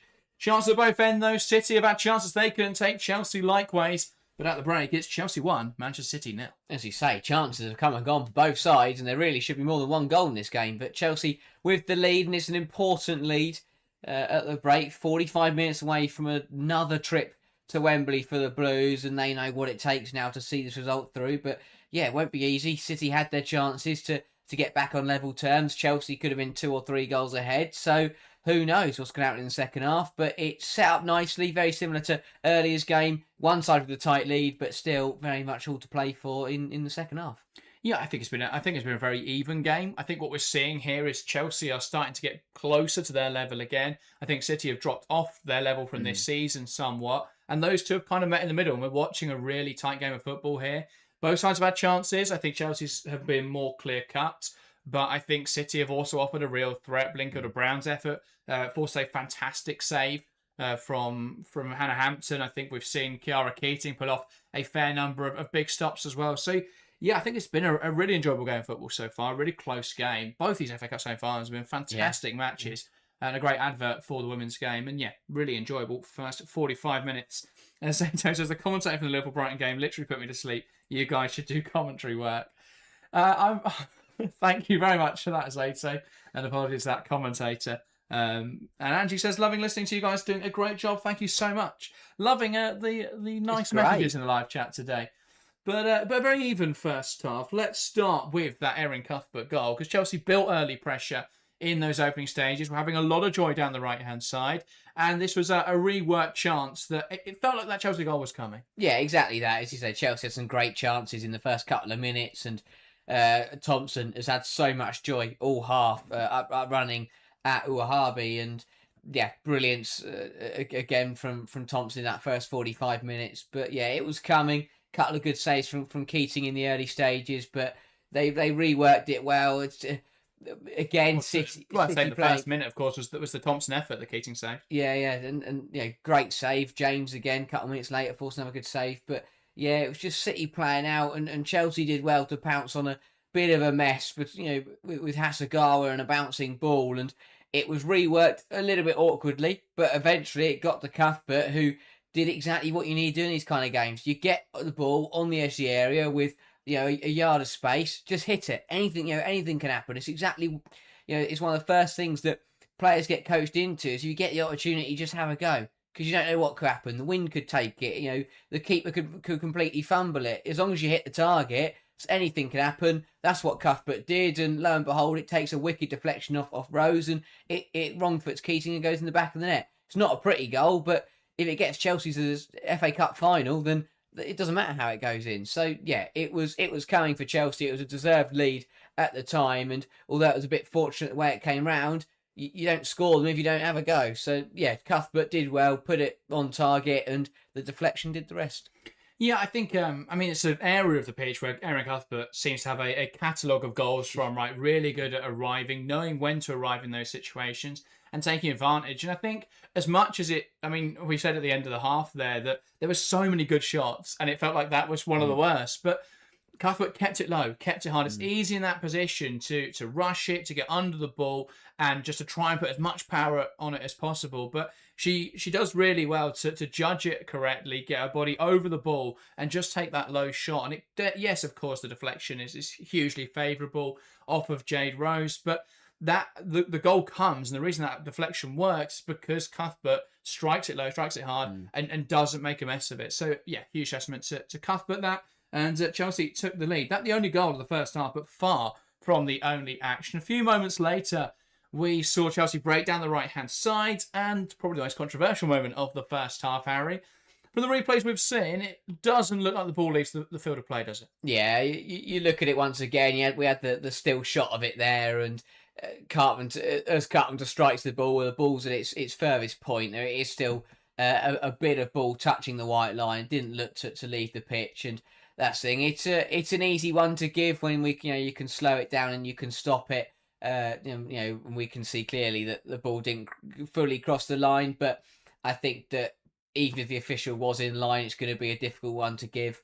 But yeah, unfortunate for Chelsea because Carpenter actually does really well to keep it in, puts in a great ball, and Kerr scores. City stop playing I mean, again, it'll obviously depend. Did the flag go up before the shot came in from Kerr? Because if it didn't, City have got very fortunate. They decided to stop playing and it got given. Didn't look like it, to be fair, because Kerr goes wheeling away in celebration and then looks back, looks across, is waiting for the flag, and then obviously it does go up. So obviously not 100% sure, but from Kerr's reaction alone, I think you can deduce that perhaps it wasn't, the flag hadn't gone up before. I think I understand why the assistant referee didn't give it, or sorry, did give it, sorry, because when I watched the first time, when you're watching it through, you think, oh, Carpenter really has to put that ball in earlier. She tries to give herself a little bit more space to get a better ball in, but she actually does really well to keep it in touch. And so I think is very unfortunate there. The delivery's good right across the box. You could argue that if it wasn't such a tight thing, Rose maybe gets in front there, maybe stops that ball coming in. But as it happens, ball comes across the box, Kerr touches it home, and that's the kind of finish Sam Kerr has done really well to produce. Kerr's had other chances in this first half, though, and not been able to take those. I think that's where the frustration comes, because she could have had a goal in this game, and then perhaps we view her performance very differently. But she has missed. There was a great opportunity there, I think about 30 minutes in, where the ball gets lifted into her in the 6-yard box, and she really should put the header on target. Yeah, has to do better. Has to do a lot better. I think it's a really good ball from Thompson. It's whipped in with pace, and I think as a number 9, that's your gold mine, because all you've got to do is meet it and just get a bit of a kiss on it and just guide it into the back of the net. But maybe it's a little bit, she gets under it a little bit, but I think Kerr tries to put a bit more power on it and doesn't need to. All it needs is a glance. Because of the pace of the ball from Thompson, it just needs to be guided into the net rather than powerfully headed home. But yeah, a big chance for Kerr, and as you say, yes, she took the goal, but even the goal that was disallowed came off her knee and went into the back of the net. I mean, obviously they all count, they would have counted the same as any other goal, but it's not like a deadly number 9's finish by kneeing it home. But yeah, some big chances in there, and that was probably Chelsea's best after the disallowed goal. That's Kerr header was probably Chelsea's best chance of the game. I think scoring the knee is so archetypal, number 9. Like, they're just such an instinctive goal scorer, and that is exactly what Sam Kerr is, that you can score with any part of your body, and it's going to go in the back of the net. I think it's so archetypal, but she's had chances in there, Kerr hasn't been able to take those. But I think Chelsea were marginally the better side. I think City really grew into the game, though, as the half went on. I think Chelsea started much quicker, had the opportunities, as we've just ran through. All those opportunities, bar that the Kerr header, were all in those first sort of 10-15 minutes. But and Chelsea did really well in those moments. TNT showing another replay. Doesn't look like it's left. The entire ball doesn't leave the field of play, does it? Yeah, no. And you look at the assistant's positioning. She's not in line with it, and I can see exactly from again, it's all that matter of perception. It's why you have technology for these things, because side on, that looks like it's left the pitch, but you get that more top-down view, and you can see you've still got a bit of the ball that is on the white line. But Jade Rose, though, she probably should, because she could deal with that. Yes. She lets that go. I think you've just got to deal with that and not take the risk. In terms of City chances, though, Blinker-de-Brown with the best effort. A long-range shot blocked by Lauren James that kicked up horribly. But Hannah Hampton with a fantastic save. Important for Hampton because she's had a few games now with mistakes. Yeah, it's a brilliant save from Hampton, as you say, for a goalkeeper who has conceded a couple in recent games. It's good to get a good save under your belt. And yeah, deflections causing the most hassle for goalkeepers, really, in that first half. Hampton does well to adjust. Blinker-de-Brown caught it well, and it's exactly the same kind of point that I made with Cuthberts as a player there. You Blinker-de-Brown, just put the ball on target, see what happens. That's what she does. Quite a central shot. Deflection from James, though, puts it in the corner, and Hampton does really well to scurry across her goal and get across to it and make a really, really strong save to keep Chelsea ahead. But yeah, again, another wicked deflection that nearly drew City level. Yeah, I want to talk about Keita Shaw, because I don't think it's been her best game in a City shirt by a distance. Do you think the ongoing speculation is impacting her performance in any way today? I don't know. I don't think Keita Shaw's that kind of player to be impacted or get embroiled with off the pitch stuff. She's such a serial goal scorer that I think that no matter what's going on, she'll turn up and just smash the ball in the back of the net for fun. So yeah. I mean, maybe it's different because she's playing against a side that she's potentially rumoured to be joining, but I think that It depends what's going on in her camp, of course, because if there is any truth to it, then she will know that. So that's the biggest thing. But if it it could turn out that her camp are happily sat there negotiating with City at the moment. So that's a bit different. So yeah, I don't think she's the kind of player to get caught up or put off by the any off pitch rumours. I just think that although she had a lot of joy against Berman, I don't think she's quite had the opportunities that she wanted to. And even, to be fair, the couple of chances that she has had, I think she's lashed at and got all wrong. Yeah, well, I mean, just in terms of statistics, in that first half, 2 shots, neither on target yet in this game. 2 big chances missed on the stats, which isn't, that's not typical, is it? Yeah. Khadija Shaw, often a player who has lots of chances, but can miss a few. I mean, a high volume shot taker, high volume goal scorer, so it kind of comes with the trade. But I think where I think the difference is with Shaw in this game compared to some of her performance recently, because I do think she's looking a bit tired recently, and I think that's showing as well in today's game, is the duels. 1 out of 5, 20% on ground duels. Aerial duels still strong, 2 out of 3, but she has struggled a little bit there with the physicality in this game. Yeah, and I think that again, it's been Berman has struggled aerially, but I think that where Werder Berman is incredibly strong is on the ground. Sorry, she's very good at just giving not stepping up too far where she's going to get dragged out and caught out, but not giving Shaw time and space to turn around. So Berman's done better on the ground. I mean, Buchanan as well is just superb. I think Buchanan's had a fantastic game. Yeah. Khadija Buchanan, I think that it's really weird because there's so many moments where you think that she gets beaten, but I think it's a very similar trait that I think Wendy Renard has, is that it's that ability to find that recovery challenge or to get back in when you look like you've been beaten. There's one there, especially in that first half, where Shaw looks to have got round her and Buchanan just slides in, gets the ball, doesn't commit despite the fact she's the wrong side of the attacker, gets the ball, doesn't commit the foul, and wins Chelsea, and the ball bobbles back to Hannah Hampton. I think that it's something that elite centre halves have got, is that ability to recover when you look like you look like you're well beaten, you look like you're banging trouble. Players got the wrong side of you, they're in to score, but to have that ability to make that recovery challenge is top class, and Buchanan is incredibly good at it. Well, Buchanan hasn't been drilled past in this game, hasn't committed a foul yet, and has won all of her ground duels. So, fantastic game so far. Has really nullified, I think, the threat of Khadija Shaw really effectively. I think Berman struggled a bit with the physicality of Khadija Shaw, but I think Buchanan's had a fantastic game. I think Walsh had a really good game as well. I think at times can get lost in that midfield battle, but conducting the play today, I think, has been a lot better. Her ability to understand and work with Lauren James, I think, is really strong. And with James being able to drop in and receive, it is giving Walsh a little bit more time and space, because James is a player who attracts others around her. That she's always got someone on her back. She's always going to bring players on. So when she receives the pass, 3 or 4 City players are going to get around her. Yeah. And it's just giving space, and obviously that's particularly drawing players away from Kira Walsh. I think that's just giving her the time and space she needs in order to be able to impact this game positively. So I think she's had a really good game. For City, for me, the standout's been Blinkilder-Brown. Yeah. I think that midfield just really struggled, but Blinkilder at the base has remained rather firm, has been good at controlling the game at times for Manchester City. So, yeah, I think Rose has had a fantastic game as well. Outside of that, I think City players have struggled a little bit, particularly the other midfielders. Yui Hasegawa on a 5.2 rating. Wow. When have you ever seen that? Obviously, was given an error leading to the Cuthbert goal, which hasn't helped, but not a great performance from her today. And, I mean, it has been a couple of games now where Hasegawa, who is usually so perfect, has had a bit of a drop-off, perhaps also feeling the effects of a long season. Well, exactly that. I think it's again, like, it's a bit of a chicken or the egg situation. That won't make sense to quite a few people, but explain yourself. Are Hasegawa's Hasegawa's not playing well, so City aren't playing well, or is it because City aren't playing well, Hasegawa's then not playing well? Which one is leading to the other happening? That's what I can't work out.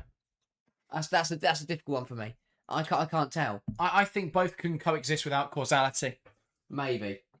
Chelsea to get us back underway in this second half. Then James to the middle, waiting for the referee's whistle, knocks it back. We're back underway for another 45 minutes of action here at Stamford Bridge. Chelsea leading by a 1-0.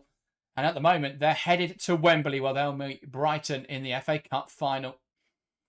Still, though, a lot of football to be played. City have had the chances to turn this game around. Chelsea have had the chances to extend their advantage. What will happen over the next 45 minutes? And most importantly, who will reach the Women's FA Cup final? City in possession now then. Here's Keating. Back across to Greenwood. It goes out wide to Uahabi, and Uahabi now trying to go long towards Shaw, but Buchanan, once again, able to jump in front of her, make the challenge. Yeah, crucial couple of minutes coming up. Start the second half here. Chelsea will just want to settle with the lead they've got. City, though, will want to respond as quickly as possible. Don't allow Chelsea to build up steam and to keep hold of this lead. City can't really afford to concede again, you feel? Yeah. You go 2-0 down to Chelsea at home in an FA Cup semi-final. Very unlikely that you're coming back. Here's Sam Kerr. Cuthbert goes down the line, trying to find Thompson, who just can't quite get there ahead of Uahabi. I think Thompson has got on the ball a lot, but hasn't done enough with it yet. Yeah. Lots of really encouraging signs, lots of really positive signs, but I just don't think she's had enough end product in this game. She's done the hard part, which is beat the opposing player. And she's done that time and time again. Thompson is getting the better of Uahabi in this wide area. But as you say, it's that end product. Once she gets there, hasn't got the shot off or hasn't been able to find a way past Greenwood. I think as well, Ellie Carpenter's probably having, both her best performances have come, I was going to say second best performance, but both her best performances have come against Manchester City at Stamford Bridge. So she's finding her favourite fixture. Full forwards from Charles, and Kurt gives up on that one. Keating comes out to collect. Kasparai looking to lift it forwards. Berman, though, deals with it without issue. Nusken brings it under her control and tries to play it wide. It takes a touch off Kasparai and out for a Chelsea throw-in.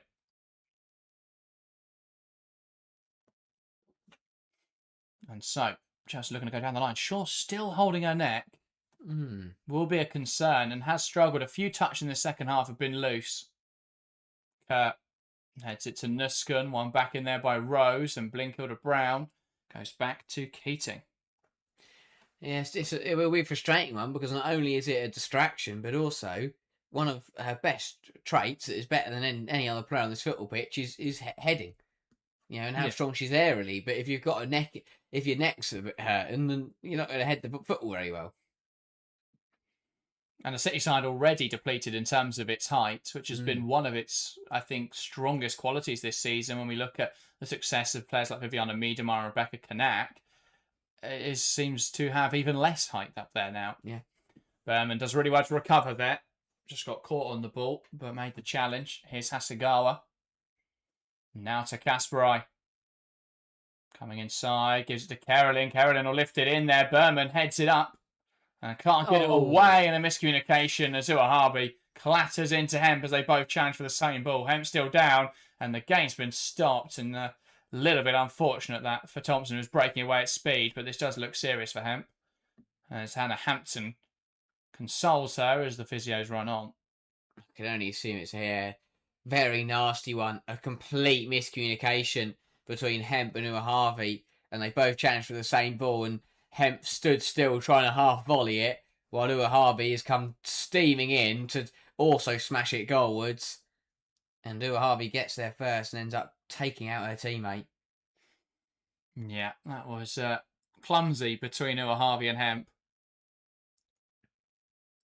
It's easy to blame Uahabi in that situation because Hemp's gone down hardest, but neither of them communicate there. Yeah. And that's the biggest issue. And well, Serena Vegan watching on, slightly worried that she may have just lost one of her key players for the Junior Internationals. Hopefully nothing too serious for Hemp, but she is still down here receiving treatment. Sharon lets us know the Coupe de France Feminine was an incredibly close game. Lyon 4, PSG 1. Wow, that sounds really competitive. Compared to what we've got to watch today in England. Yeah. The poor watchers of the Premier League. But yeah, so Hemp down receiving treatment. And City have sent Fowler and Firmino to go and warm up. I mean, that is some firepower from the bench. Yeah. That is not. We haven't been able to praise City's depth I feel like, for a couple of years. But that is some serious power to have amongst their ranks. Do you know what I think they're missing? Beth Mead. Yes, they need Beth Mead and Katie McCabe. They'd be brilliant. But, yeah, City do have some options here if Hemp can't continue, but they would rather have Lauren Hemp in there. Player's had a magnificent season, Lauren Hemp. Yeah. A key part of this City attack. Neglet's slightly concerned here for one of his stars, and Harvey is slightly concerned that that she may have injured her teammate. This does look to be quite bad for Lauren Hemp.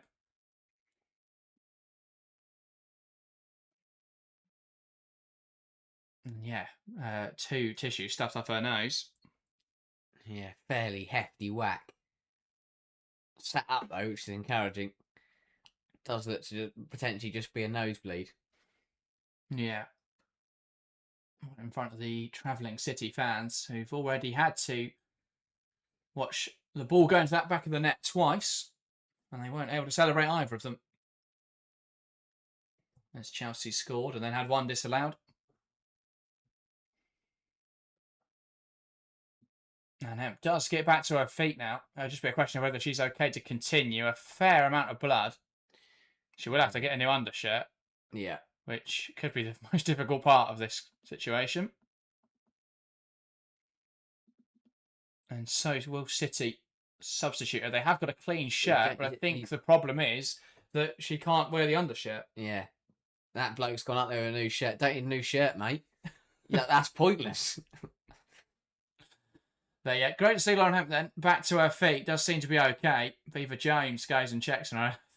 Don't think Hemp's going to be particularly happy with their teammate there, Harvey, who clattered into her. So this is going to be the problem for Lauren Hemp, is that she won't be allowed to go back on with that undershirt. So she's going to have to go and change quickly on the subs bench. Chelsea get the game restarted, and Jane is going direct into Carpenter. They want to try and make the most of the fact they've got a player advantage that came off the corner flag there and fell quite favourably for Carpenter. But she'd already ran past it. James into Nuskin now. Trying to create space for the shot.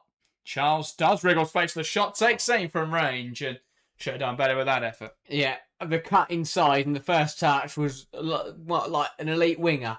The shot was more of a left back, which is exactly what you expect to see from Niamh Charles. Yeah, that is high and wide from Charles. We disappointed. Should do a lot better with that one. Just, yeah, as I say, the initial play was top class, but the shot left a lot to be desired. Pressure here from Chelsea. And that forces Rose to give the ball back to Charles. Taken quickly by Niamh Charles. Nuskin now. Tries to put it into the area. It's blocked. Cuthbert puts the pressure on. Has to go. Chelsea out of play. And that will now be a Chelsea corner. Really good from Cuthbert. Just hassling Hasegawa and getting something out of it. And I think Lauren Hemp is going to be invited back into the fray here with the referee. Yep, she has shed the undershirt and has a new Man City shirt on. So, ball in towards the back post. Header on target from Kerr. It bounced around. Can anyone turn it home? Somehow it's up all over the bar. Nuskin from point blank range can't quite turn it home, and that really should be 2-0 Chelsea. Kerr's header blocked off the line, bounces around and just flicks up off of Jade Rose and up and over the bar. Rose again. Yeah, huge block. Flicks Kerr's header off the line and then blocks Nuskin from a yard out. Corner now for Chelsea, and it's Villa Berman over this. Good delivery towards the back post. This time Kerr heads wide. They've done well there to wrestle free. Just couldn't quite head home. I think she still had Lauren Hemp's arms round her as she tried to head towards goal there. Yeah, does well, as you say, to get to the ball. But can't quite find the header needed, but Chelsea will be very frustrated. We'll be wondering how on earth they're not 2-0 up. Brilliant header from Kerr. Bounces off Greenwood into Rose. Falls then for Nuskin, who is somehow denied by Rose on the goal line. Yeah, and Chelsea coming forwards again now. Lauren James lifts it in there. Kerr chests it down. Nuskin can't quite get there. Chelsea chances going begging as it stands. They just want to give themselves a cushion in this game. And City hanging on. James slips it through to Carpenter. That's a great ball. Squares it now. Kerr touches to Thompson. Can she get the shot away? She can. But it's a fairly tame effort and Keating able to claim. I think just made that difficult for Thompson there. The layoff had a lot of power on it. Yeah, if you lay it off to somebody, you should want to roll it into their path so they can shoot first time. And instead, Thompson has to take 3 touches to not only get it onto her right foot, but to get away from Linkilde. Yeah, a couple mishaps then from Kerr trying to tee up teammates. Yeah, the initial one from the ball in, where I think she tried to chest it to Nusken, didn't have enough on it. She's either got to pass it with her head or chest it down for herself. And she kind of met in the middle by trying to chest it to Nusken, and that was never going to work. Carpenter, Harvey now heads inside. On back by Blinker to Brown and Kerr. That's a much better pass into Cuthbert, who'll reverse it now to find Thompson. Lovely football. Thompson back inside. Not the pass that Chelsea needed there. Tried to find Sam Kerr, which wasn't a bad idea. But it's intercepted by Alex Greenwood. Clinton into Carolyn. He gives it back to Harvey. Again, it's Chelsea's problem. It's a lack of clinicality in the final third. And you really worry it could come back to bite them with the score still only 1-0, because they should be at least 2 goals ahead now. Second half already had 3 or 4 opportunities where, to be fair, some of them, they haven't even got shots away. Indeed. Keating looks to lift it over the top. Charles wins the header. Hasegawa pounces on the loose ball. It bounces around the midfield, and Walsh does well to get in there and clear it forwards. Cuthbert heads on. Kerr gets up to it, and Rose in position to win back possession. Hasegawa, Shaw now dropping in to receive. Turns and looks to drive towards goal. A switch to Lauren Hemp now. Hemp carries it forwards, clips it in towards the back post. Carolyn won't quite get there. City moved it forwards really effectively there. Against the run of play, just couldn't quite find the final ball. Buchanan into Carpenter. Tries to challenge well with Lauren Hemp. Buchanan tries to clear. It's blocked by Shaw and out for a Chelsea goal kick. Yeah, great ball in a moment ago from Lauren Hemp, and I think both her and Clea Shaw wondering how on earth Carolyn didn't manage to meet it at the far post, but City responding well to what was some great moves from Chelsea in the opening stages of the second half. Looking back at that Thompson one, I think she's either got to take it on herself or cut it back with more intent. Yeah. Kerr's a lot deeper than her pass. It's kind of a casual pass in the general direction of where Kerr is. Here's Lauren James, drops in to receive, and there's so much space here for Lauren James, who carries it forwards and finds Carpenter, who's holding the width well, pokes it onto Thompson. Thompson has James in support, and space here for James to find the cross, lifts it in there well, Keating spills it, and Kerr takes full advantage, heads home for Chelsea, and it's Chelsea 2, Manchester City 0. And Keating has had a really good game up to this point, but a big blunder, and Sam Kerr on hand to make up for it. Capitalises fully on the mistake, and Chelsea double their advantage. Sam Kerr finally getting in on the goals. Has had so many chances in this game and couldn't miss that one. And again, we spoke about it earlier with Kiara Keating. She's pulled off some great stops, but it's the simple things she gets wrong. It's an easy claim. Yeah. She comes out and should just catch it, goes through her hands, and Sam Kerr is on hand just ahead into an empty net. Really poor from Kiara Keating. Cannot afford to make mistakes like that at the top level. And Sam Kerr has the easy task of putting Chelsea 2 ahead. A deserved goal for Chelsea, but similar to the first one, it's a little bit fortunate in the way it comes about. And Sam Kerr knee slide at the bridge. It's been a while since we've seen one of those. Harking back to the goal she scored against Manchester United. And then knee slid in front of that same section, I believe. We'll be hoping to do the same on Saturday. Carolyn, Clinton tries to find Casper out wide. It's just not clicking for City in this game. No. In the first half, they kind of matched Chelsea. In the second half, they're yet to take a shot. One touch in the opposition box. No big chances created. Chelsea, well, on the other hand, 7 shots, 1.84 xG, 11 touching the opposition box, and 4 big chances in this second half. Wow. It has been one-way traffic here at Stamford Bridge in the second 45. Chelsea finding an extra gear. This is the closest I think we've seen Chelsea to their best this season. You know, when they had the... I know we're only 15 minutes into the half, but this is what Chelsea... This is why Chelsea have won, you know, domestic trophy after domestic trophy. Hampton sends it long, and Kerr here will compete with Rose. Great hold up from Sam Kerr inside to Shock and Nusken. Now to Erin Cuthbert. Has to twist away from Blinker Brown and the referee. Chelsea now back with Villa Berman. Walsh.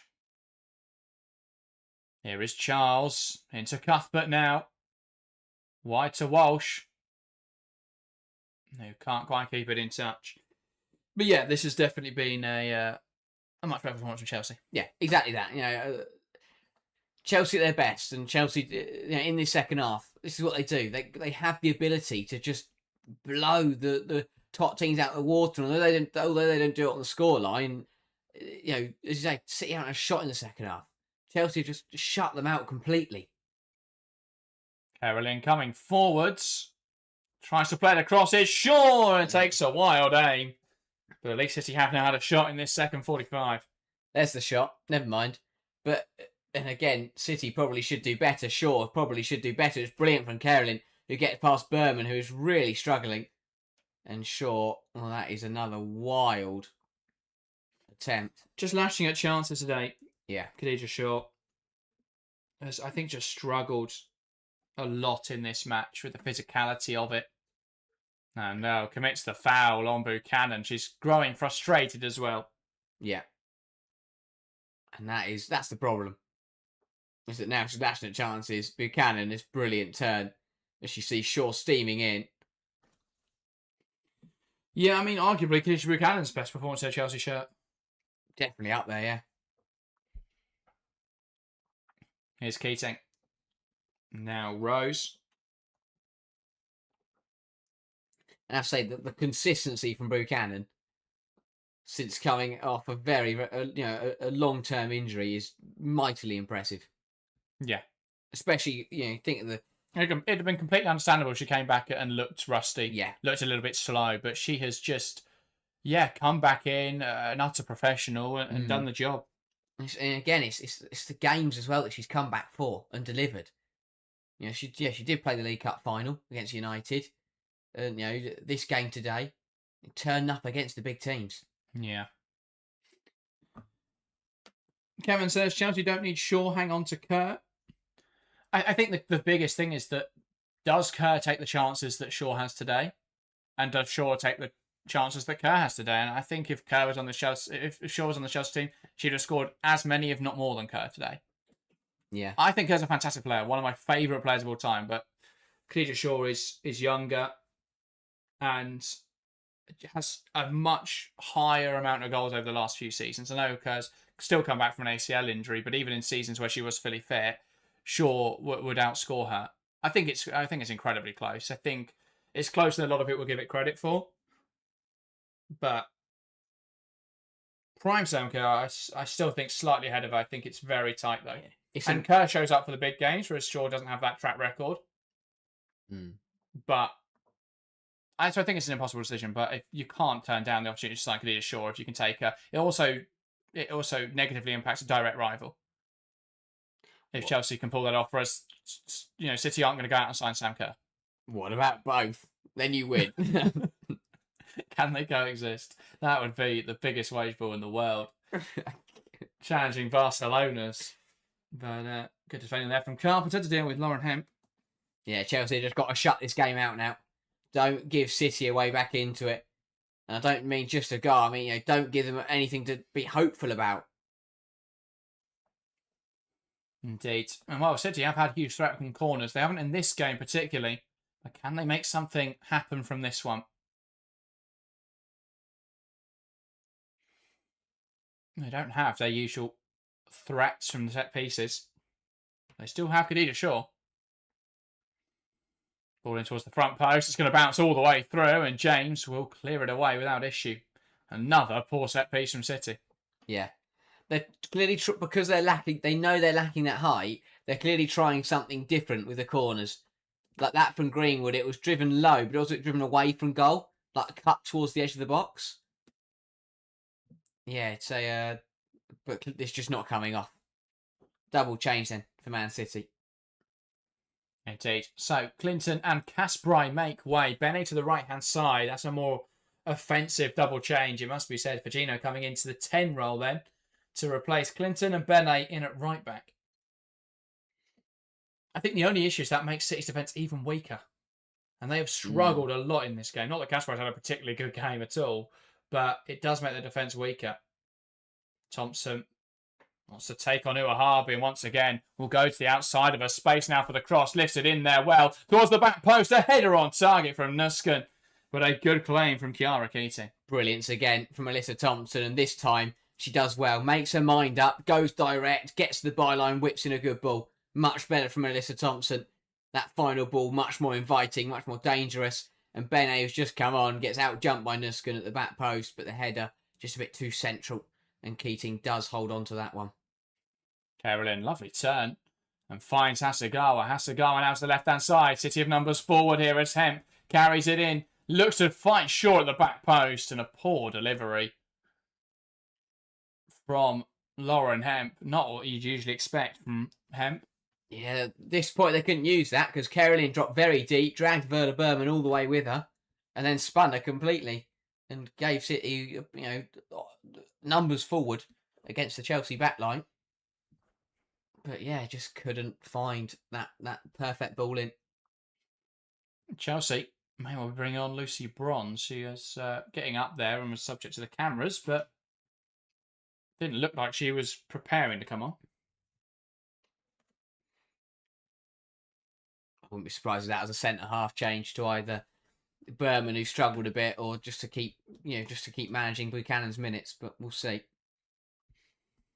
Yeah, this just looks like a City side devoid of belief now in this individual game. I think this season's taken a lot out of them. They have been comprehensively beaten over 67 minutes, and it doesn't look like a side. Most season you'd back City to find some way of turning this game around. They just haven't looked. They haven't looked on it. Yeah. I mean, they haven't even had enough shots to statistically turn this game around yet in the second half.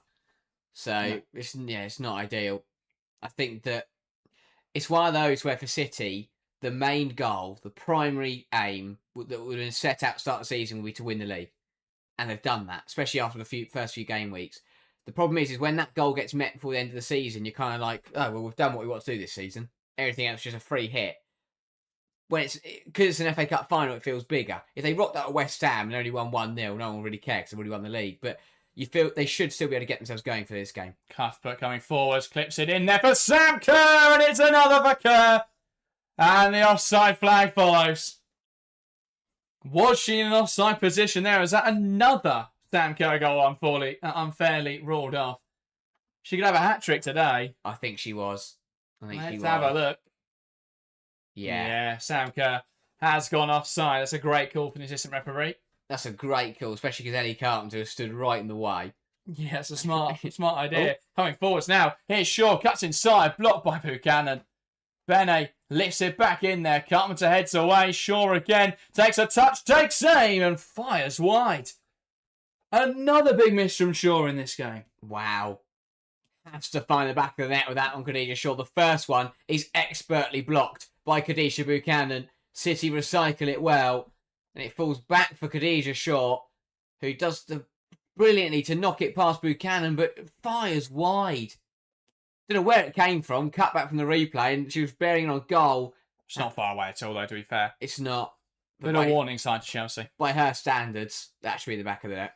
Villa Berman makes way, and Lucy Bronze on at centre-half. That's the right change. Is it? Berman has struggled today, but I think the experiment of Bronze at centre-half hasn't been flawless so far.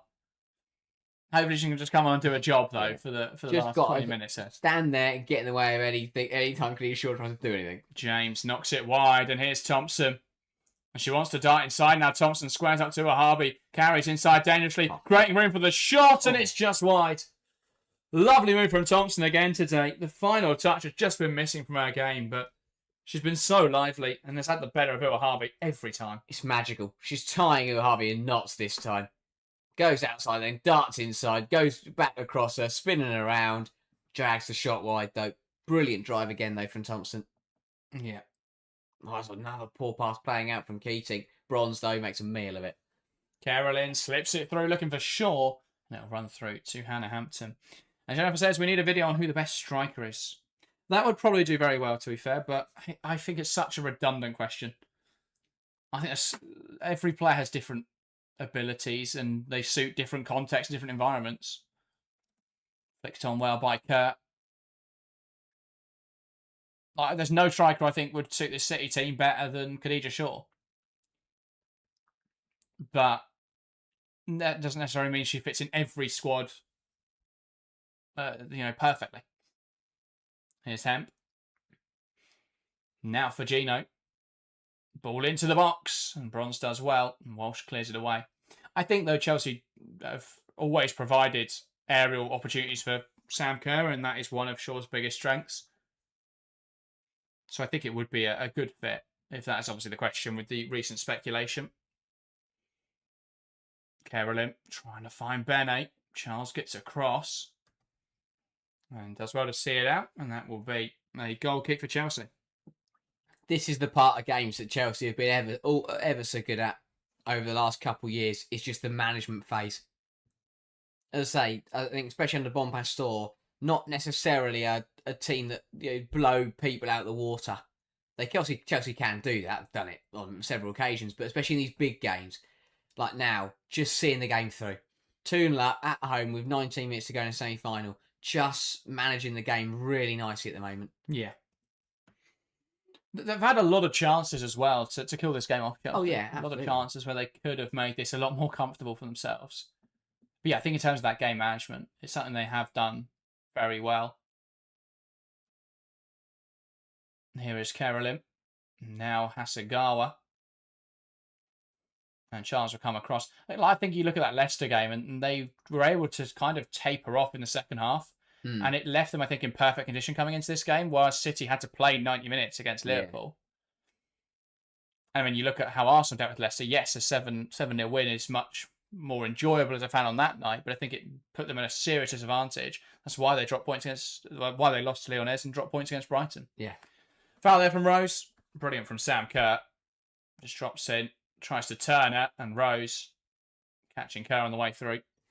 Had a good game though, Jade Rose. City have been under a lot of pressure defensively, and I think if it wasn't for Jade Rose, they'd have conceded a couple more today.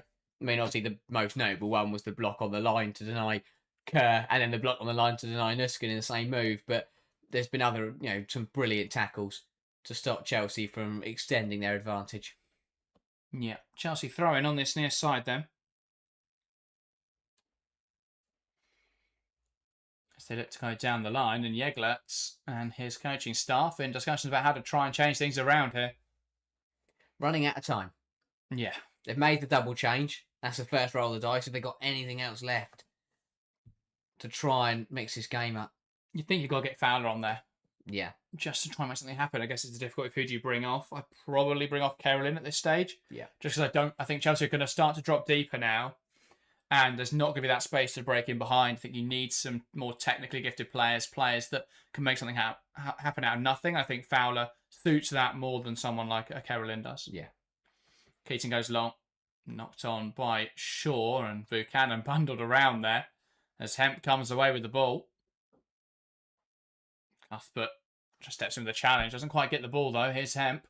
Lifts it into the area. That's dangerous, but Carpenter heads it clear.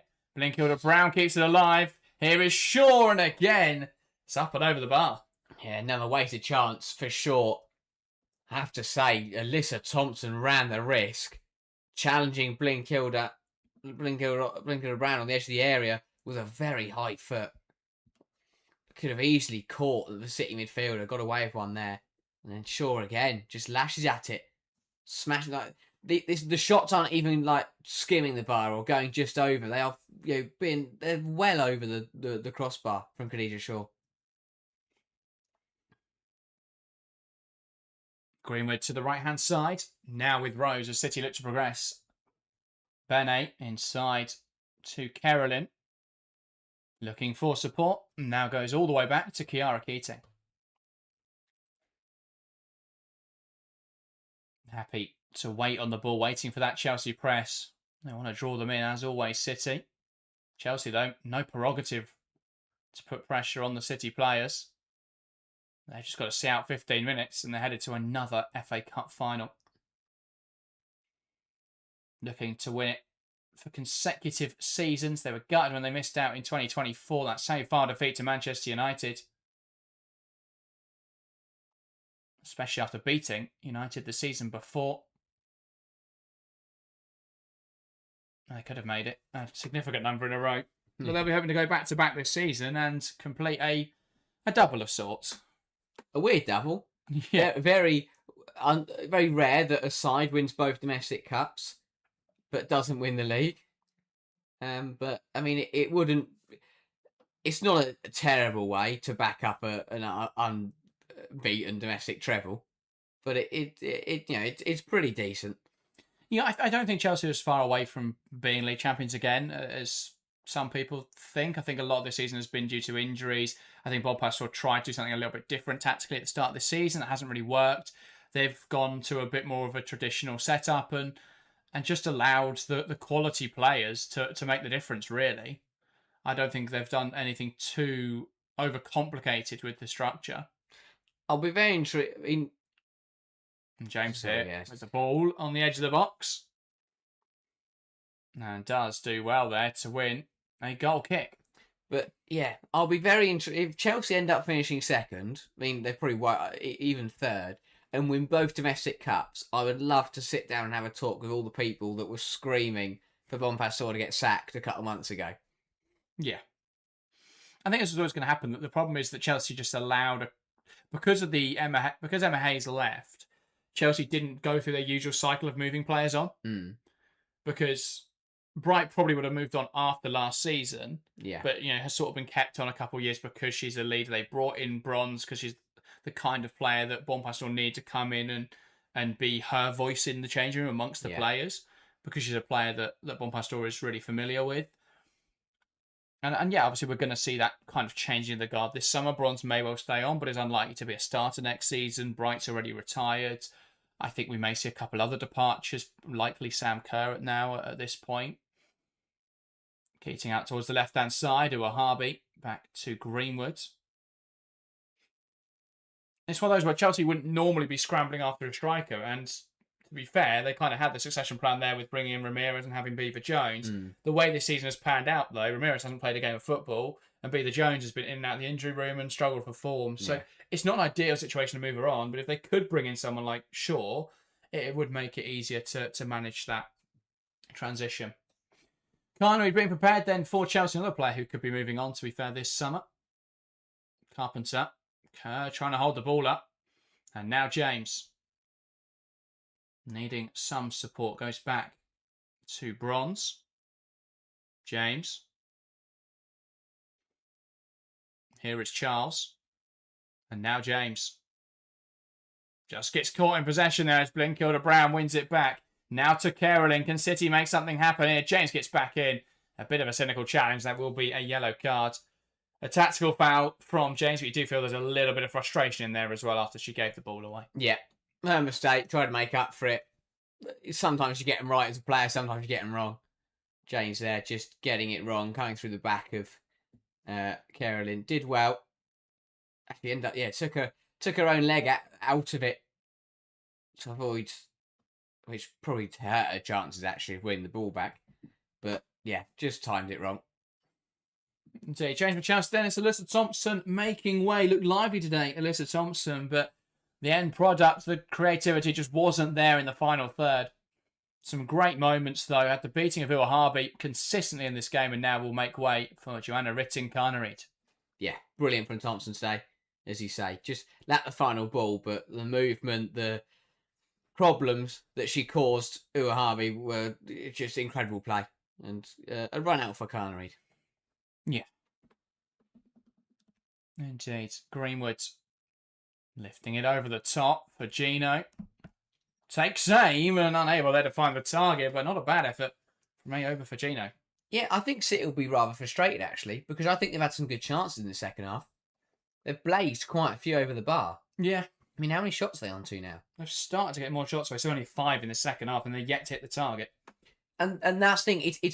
That's why I'm kind of sat in two minds, because I think City have had chances to cause Chelsea problems here and potentially get themselves back into the game. But equally, you have to praise Chelsea.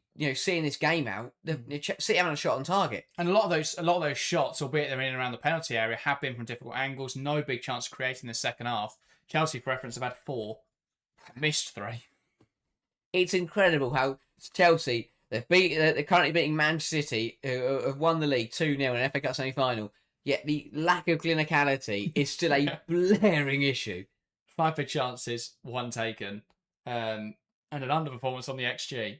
5 big chances. But it has been a really good performance, I think, from Chelsea. Yes. It's also a game where, if Kerr's slightly onside for the header, if the assistant referee's in line and can see that Carpenter has kept that in, this could have been a really comprehensive win for Chelsea. Yeah, given a return of the smacking that happened at the Etihad. Possibly not that big, but yeah. Yeah, well, yeah, I know, but I think that in terms of obviously the City, where to be fair, City did take Chelsea to the cleaners that day. Yeah. But this has been a pretty decent way to respond to that. And again, I think that it shows that even when Chelsea, they can be out of, this is a bit different because they are in form, but even when Chelsea aren't winning the league and they are second best to City over the season, you look at the game, they've met 4 times now, and Chelsea have won 3 of them, winning both of the high pressure matches. And Kerr's going to get there. Can she get around Greenwood? Needs some support. And does find Niamh Charles. Back to Kerr. Chelsea numbers not really getting up quickly, which is understandable given the state of the game. And James, happy to slow the game to a complete standstill. Walsh through to James. Lovely move. And it just created that space.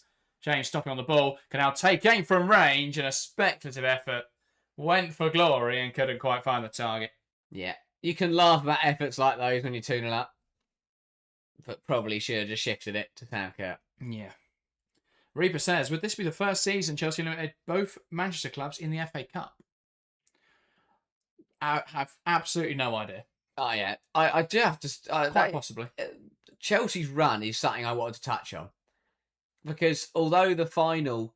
And it's got some hints of United when they beat Tottenham in the final. They beat Tottenham in the final, but they had a difficult run to get there. I think it's very similar to Chelsea. Again, not a discredit to Brighton. That they will give Chelsea a good game. I think they'll give Chelsea a better game than Tottenham gave United 2 years ago. But to take on Crystal Palace, Man United, Tottenham and Man City, to get to the FA Cup final, they kind of got the toughest. Even at the WSL2 team bracket, they got the toughest thing. I think Arsenal's was really difficult, to be fair. Yeah. Having to play Villa early in it wasn't a nice game. Brighton at the quarterfinals, they should have won still, but that was a tougher game than, well, not tougher than Chelsea Man United, but it was a difficult game. City have had a really nice run, which, coupled with the fact they've found things very easy in the league, has been helpful for them. But yeah.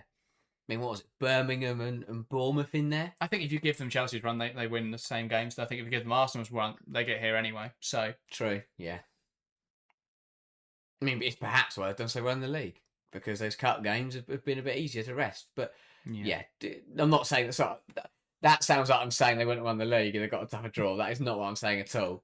But yeah, I think that it would be very strong from Chelsea, but not only to get to the to get there, but to win it with the run they've had is incredible. And I think it's also a credit to Brighton how the run that they've come through to get to the final is very impressive as well. Change here. Mary Fowler introduced for Manchester City, trying to change something late on here. Too late for me. They've been 2-0 down for what, half an hour? No, maybe a bit less than that. But yeah, that's too late for me. Hemp into Firmino, tries to break past Carpenter. And now Buchanan sends it forwards. Cuthbert carrying it down the left-hand side. That's Harvey, by the way. So they have really gone for the game here, City. Hemp's gone in at left back. Cuthbert across to James. Here's Walsh. And one back in there by Hasegawa. Hemp, Blenkilde. Now into Jade Rose. Charles battling away with Bene. GT says 6 changes for City. Are we surprised by the scoreline?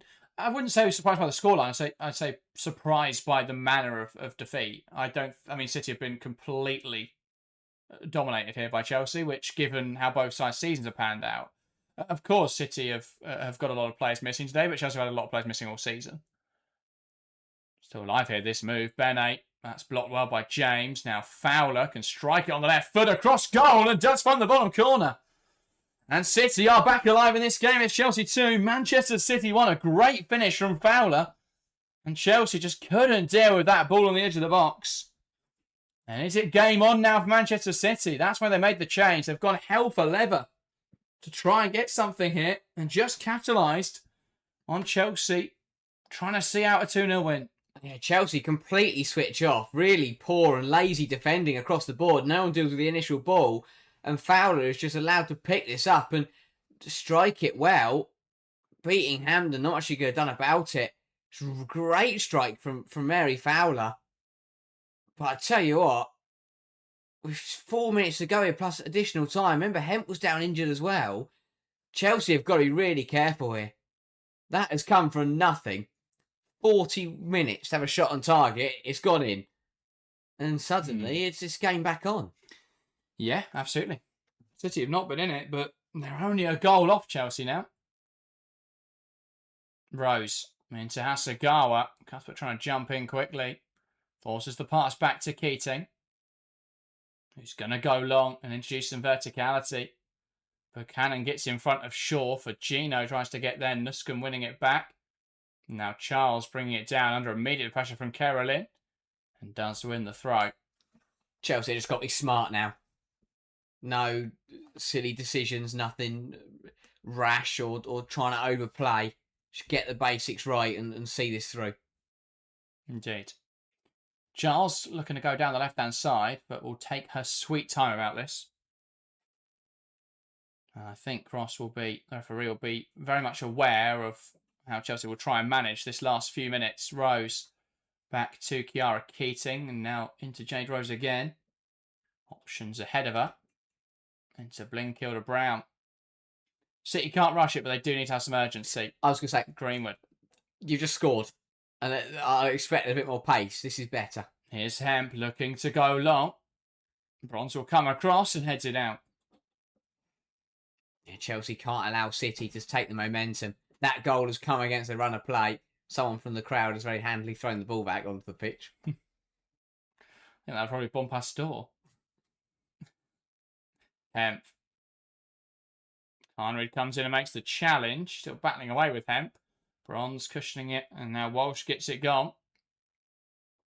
Kerr contesting with Greenwood. And back now to Blenkilde Brown. Still think we've got 4 or 5 minutes being added on here. Yeah, Chelsea just got to deal with this game now. And see it out. Here's Blenkilde Brown. Because City have suddenly found a lease of life. Here's Kerolin. Now on to Fowler. Buchanan does well. Nuscombe can't quite get that clear. And it's Hasegawa on the ball. Greenwood. Into Kerolin. Bounces back to Hemp. And it's won back by Carnereid. He's going to get away from Lauren Hemp. Hemp tries to pull her back. Carnereid comes away with possession though. Happy just to slow it down. Should be trying to take her on here. Hemp is not a fullback. I think Chelsea would have rather the free kick. Yeah, definitely. Bronze now to Hampton.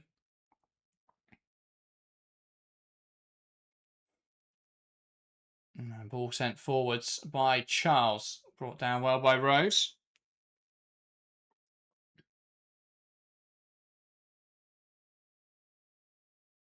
Now Kerolin bringing it down well. Needs some support. Carnereid will get tight with her. Makes the tackle. And that has come off Carnereid. That'll be out for a City throw-in. Just sense it's got a bit nervy for Chelsea. Big questions could be what number is on Heath's board. Greenwood into Hemp, one back by Kerr. I mean, it was only she was down for a couple of minutes, but there was a couple of minutes where she was just off. So obviously that wouldn't be factored in. Kerr into Cuthbert, 7 minutes of additional time. At the end of this game, it's more than enough time for City to score a goal. Firmino into Fowler, back towards Firmino. Lifted into the area and Carpenter heads it clear. And Carnery's going to get across. Now James. Brilliant physicality in there from Lauren James.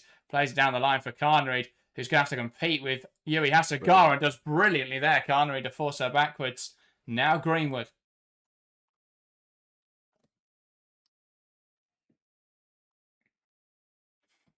Switch of the play to the left-hand side. Here's Hemp, brings it down well. Plays it forwards. It's bouncing around. Bene Shaw turns it goals! And it's there for City! Khadija Shaw's missed so many chances in this game, but somehow finds the back of the net with that one. And City draw level. Chelsea seem to have this game all wrapped up. They let City back in it though. Didn't kill this off.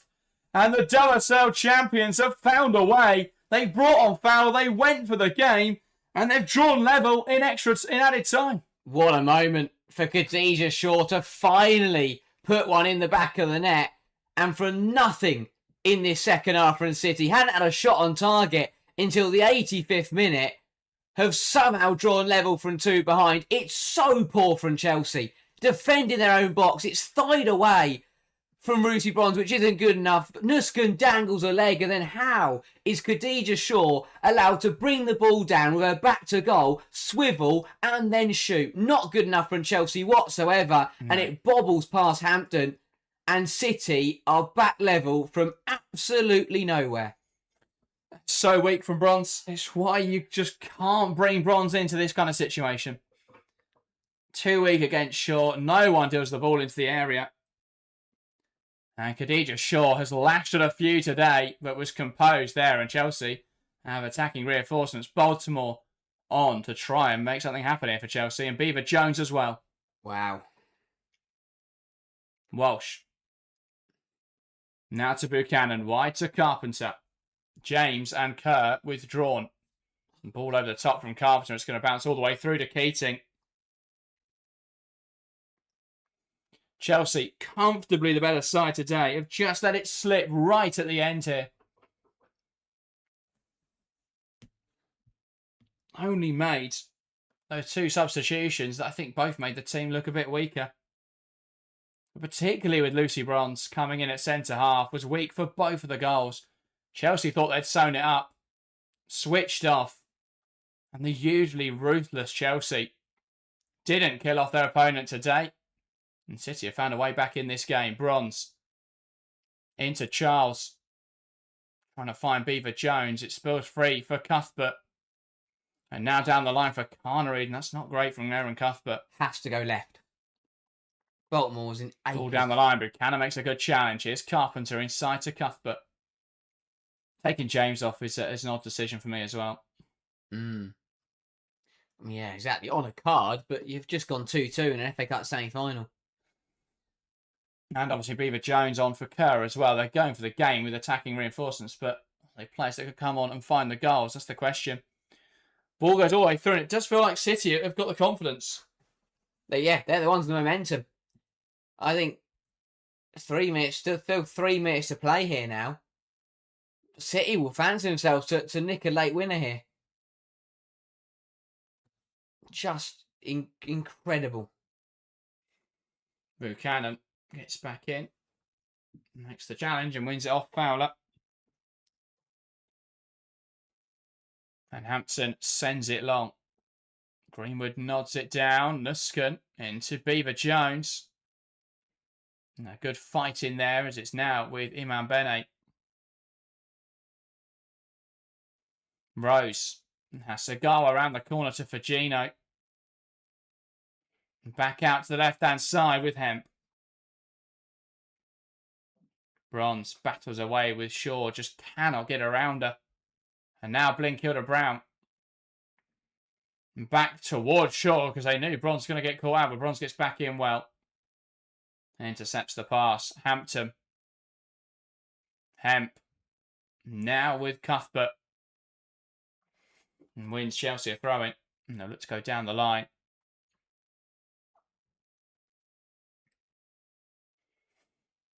Carpenter. Can't quite find Beaver Jones as Greenwood just muscles her in the air. Won it off Hasegawa though. Has really struggled still in this game. Nusken brought down in there. Chelsea free kick in the City half. Got to move this ball forward quickly though if they want to find a goal in normal time. Yeah, you feel like there won't be too many chances left for either side. Chelsea are going to turn this into a deep free kick situation. Chelsea can't believe they've let it slip. Kerr's got her head in her hands. I mean, she had the ball in the back of the net 3 times today. Only one of them counted. Baltimore towards the back post. Headed down by Bronze. Shaw gets it clear. And now Carpenter to Baltimore. Plays out of pressure well, Sondi Baltimore. Back to Ellie Carpenter. Chelsea have thrown numbers forward here. Here's Walsh under pressure from Fagino. Does enough to stop Fagino progressing, but it just wasn't enough back there for Chelsea. No one dropped to get involved. You feel like that might be it for the normal time period. Carolyn brings it down well. Hemp all the way back to Greenwood. And now to Keating. That's picked off high here by Charles. Now with Baltimore. 10 seconds left of the additional period. Beaver Jones brings it down for Cuthbert to Carnery. Must challenge from Hemp. Wow. Playing in a natural position makes a big tackle to get to the ball and poke it back to Keating. That is a goal-saving intervention from Lauren Hemp. Cuthbert does brilliantly to work it to Carnery, whose her touch invites Hemp back in. But still, fantastic piece of defending from Lauren Hemp. And Chelsea will not believe they're in this situation. Buchanan gets it out of play, and that may well be the last action of this game. City will be allowed to take the throw-in.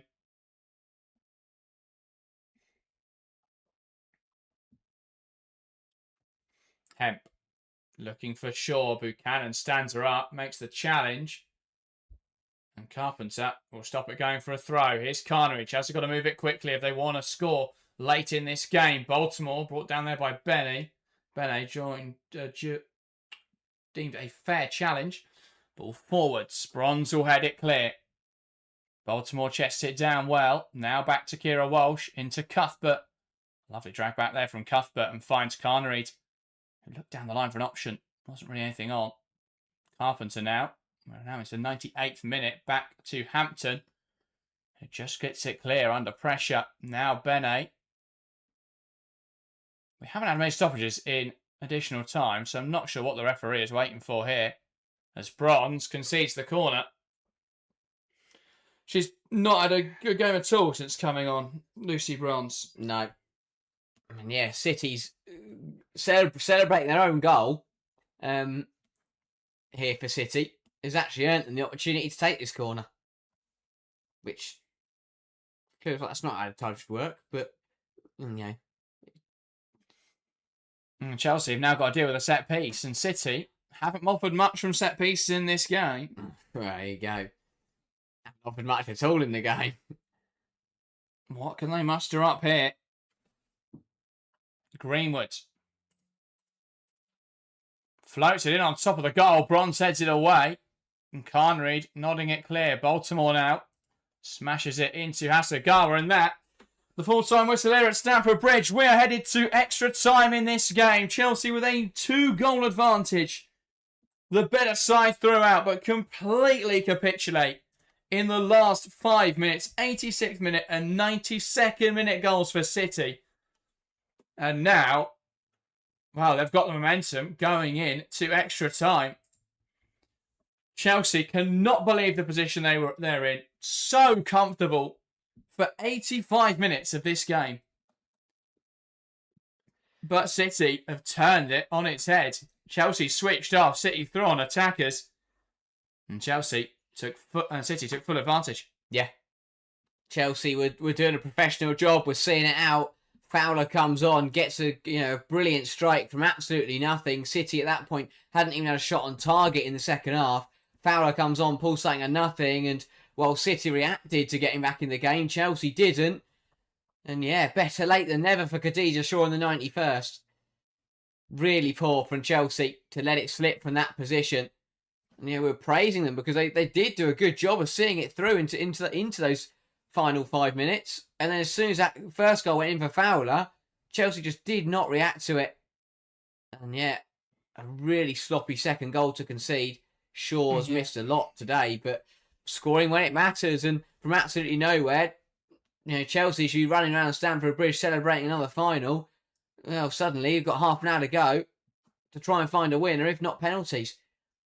But that's what Chelsea have done. I mean, they've had a bit of a knack of making it quite dramatic and difficult for themselves in the FA Cup this season so far. And well, that trend has continued into this game. Didn't look like it was going to, but wow, how are we at extra time? I have no idea. Yeah, Chelsea, it just feels typical of this season and atypical of this Chelsea team over the years. Just haven't killed games off. It seemed they thought they'd won it on 85 minutes and just didn't keep going, didn't keep fighting. I think the subs made them actively weaker. I think bringing Bronze in at centre-half was always going to give City a bit more of a chance. And both the goals, she didn't do enough defensively, didn't deal with the ball. And yeah, it was just a Chelsea team who thought they'd won the game. Didn't deal with City attacking late on. The fact they brought on Fowler and moved him to left back should have been an indication of what they were going to try and do. Send as many players forward as possible, overwhelm Chelsea.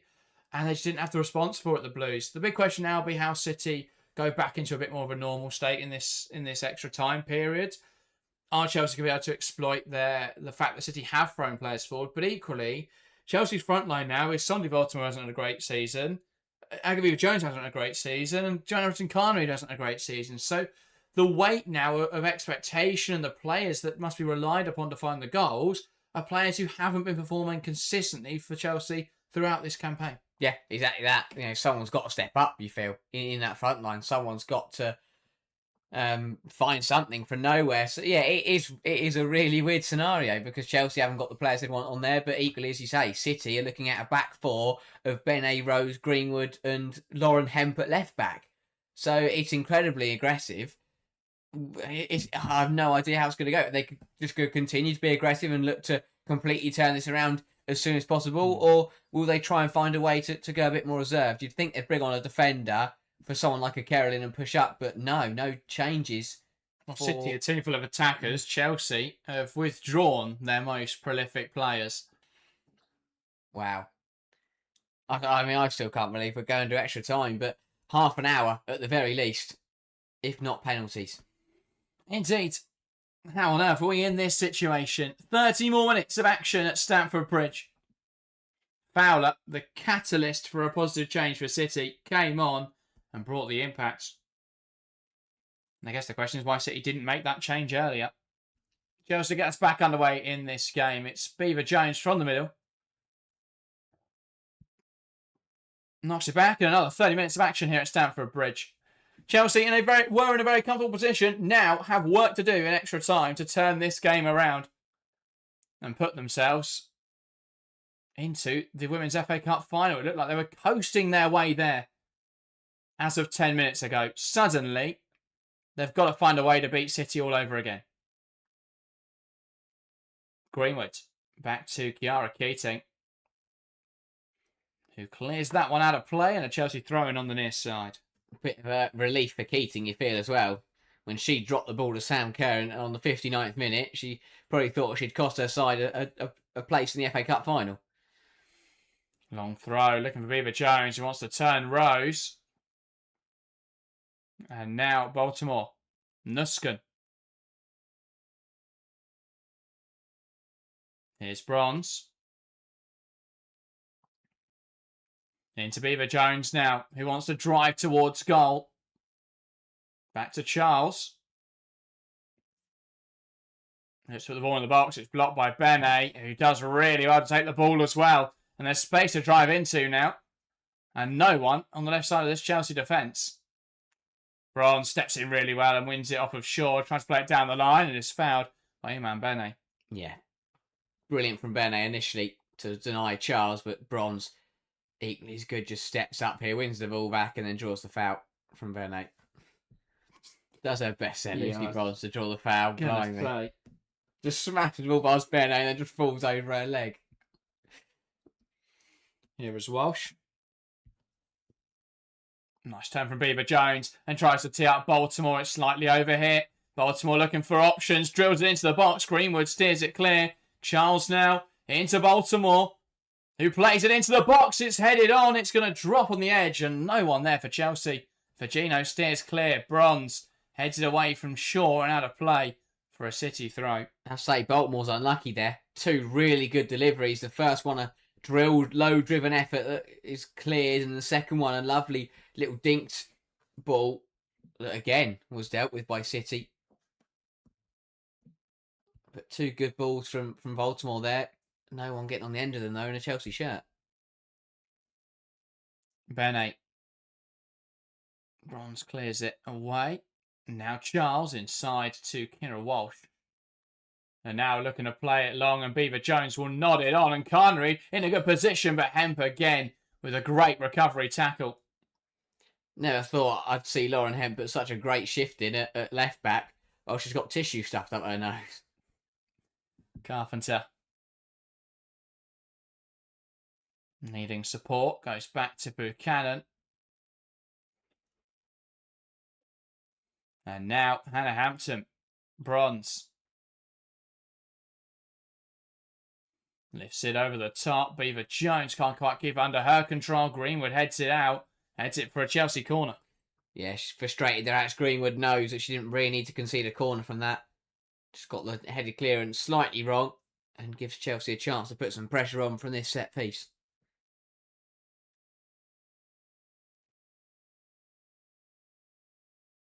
What can Chelsea make happen here? Cuthbert over this one. Chelsea haven't had a great record from set pieces this season.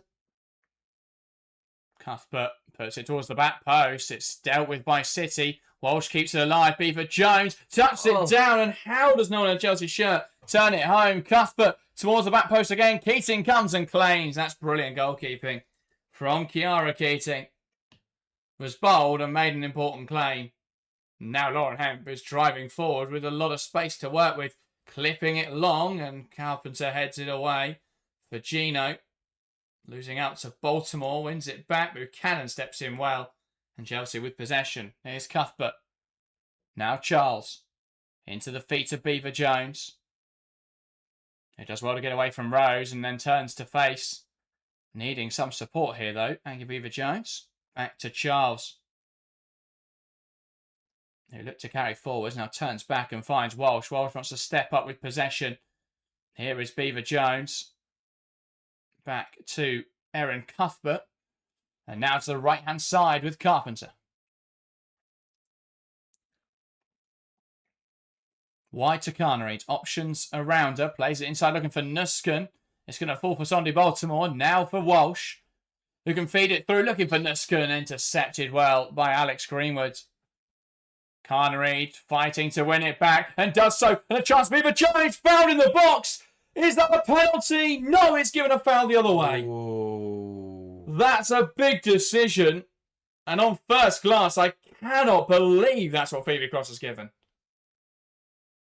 Wow. I think this is a massive let-off for City and Keating.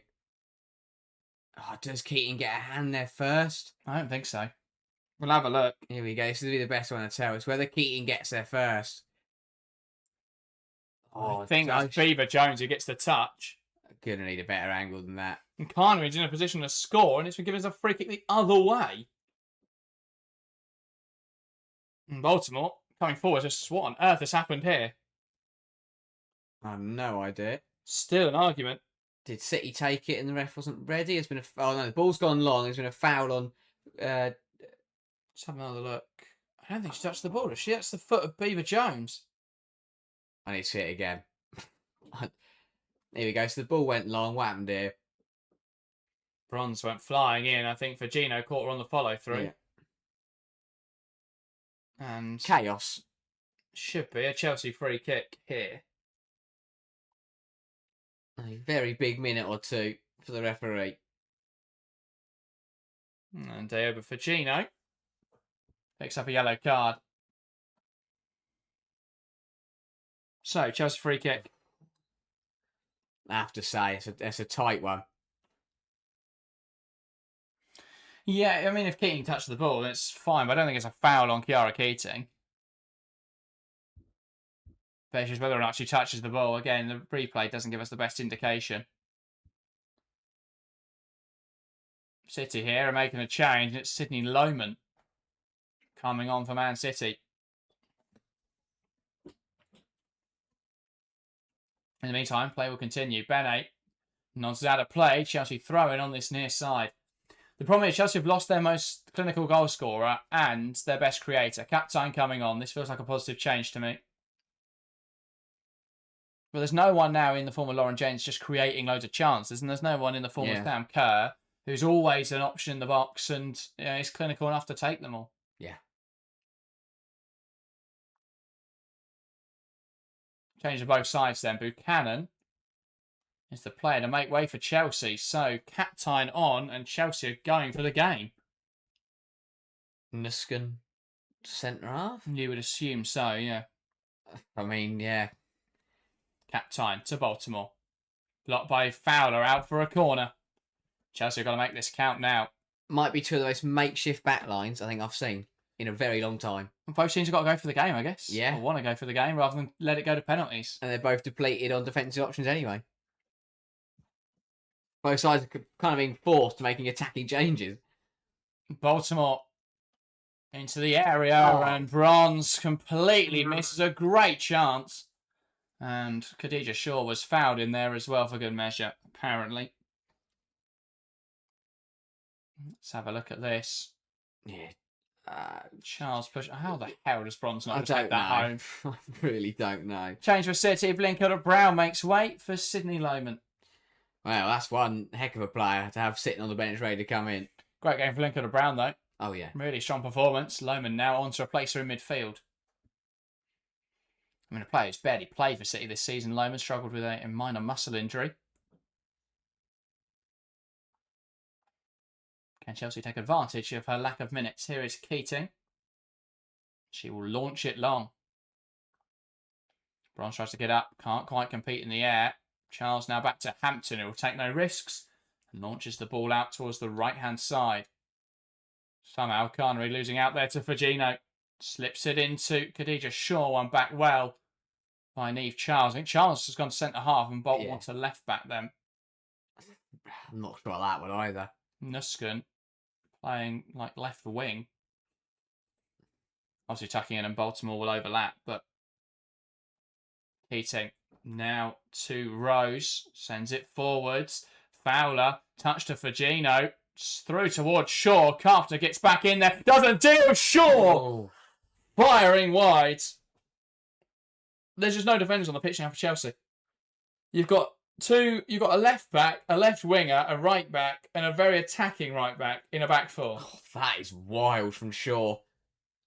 Just a complete miscommunication between Carpenter and Bronze, who leave it for each other. And it allows Shaw to get on the end of it. And that is a lot wider than I initially thought. But Khadija Shaw should really find the target from there. Hampton sends it long. Beaver Jones tries to bring it down. Hemp makes the challenge for Gino. And now forwards towards Carolyn. Great control from Carolyn. Now to Hasegawa. Tries to clip it back. Still alive for Hasegawa. Carolyn. And that's brilliant from Cuthbert to come across and win the ball. And knocks it down the line. Carnegie back to Carpenter, who clips it long. Beaver Jones competes. Falls for Captain. Her touch is heavy though. And here's Yui Hasegawa. Lohman into Fowler. I'm back in there by Bronze. Charles Nusken. Here's Captain. Playing it in behind, trying to find the run of Viva Jones, but Greenwood will get there. And now City play to the right-hand side with Rose. Bene. Baltimore comes across, knocks it out of play. Bene will look to go up the line. Fowler. Obvious handball and a Chelsea free kick. Again, but with the players on the pitch for both sides, very much now one of those where it's a moment of magic from somebody. It's going to be just if someone comes with something special. Tactics have gone out the window a bit. Everyone's playing everywhere. Just someone from one of these two sides has got to step up and deliver. Indeed. Carnereid wins it back. Now Cuthbert. Hasegawa plays it forwards into Lohman. And Lohman now gives it to Fagino. And Chelsea are overrun. And a poor pass gives City a chance. Fagino going towards goal. Shifts it to Fowler, who already has one. Looks to cut inside onto her left. Clips it to Khadija Shaw, who heads wide. Not able to find the target with that one. Chelsea want to move it quickly. It's a let-off, because neither Carnereid or Carpenter were backtracking. What on earth have Chelsea done playing out from this one? Now Khadija Shaw has scored what should be a winning goal for City. We didn't see what Chelsea did to mess it up. But we cut back and Chelsea have completely thrown this game away. Khadija Shaw heads home. And City punish complacent Chelsea. Chelsea 2, Man City 3. What on earth has happened there? Need to see the replay. Cut back from watching highlights. Hampton looks to play it quickly. And we don't know. It's just picked up by Hasegawa, clipped into the box, and Bronze is out jumped. What is Hampton trying to do here? Wants to play quickly to Carnereid. It's a horrible pass from Hannah Hampton. From 2 goals ahead. Chelsea thought they'd won it, and that was their problem. They've let City right back in, and City have punished them. It's a brilliant header from Shaw. I mean, that helps that it's uncontested, but it's a brilliant header. You can't do that in the 103rd minute of a semi-final. Can't miss a pass by that much, but I know you want urgency, but that was just rushed. Still, it's a goal kick. Take your time to get the pass right. Bene into Carolyn. Now into Fowler. Back to Bene.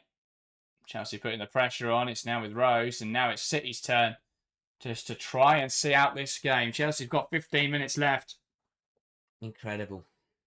Plus whatever is added on this first half of extra time.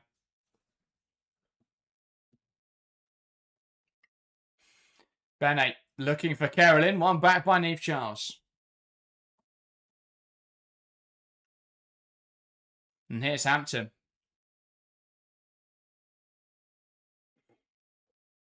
Looks to send it right over the top, and it's straight through to Chiara Keating. Chelsea were so comfortable in this game, and they've got no one but themselves to blame. They made the wrong subs. And Hannah Hampton with a big mistake at the end there as well. I mean, in the equivalent of 18 minutes of playing time, they've conceded 3 goals to go from 2-0 up to 3-2 down. And all they had to do was see out some time, and what on earth is this back line? Walsh. I mean, again, it's the symptom of not having the players available, because why on earth, you would never bring Lucy Bronze on at centre-half. You had other centre-backs, but I'd have just kept Berman on there. Yeah, I swear it's all gone wrong from then on. It was fine. City hadn't put a shot on target. Why would you change a centre-half when the opposition hadn't had a shot on target for 40 minutes?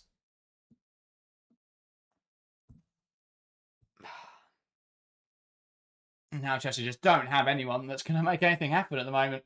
Yeah. No one in form on that pitch. Out for a City goal kick, which Carnereid's going to get them to move on with.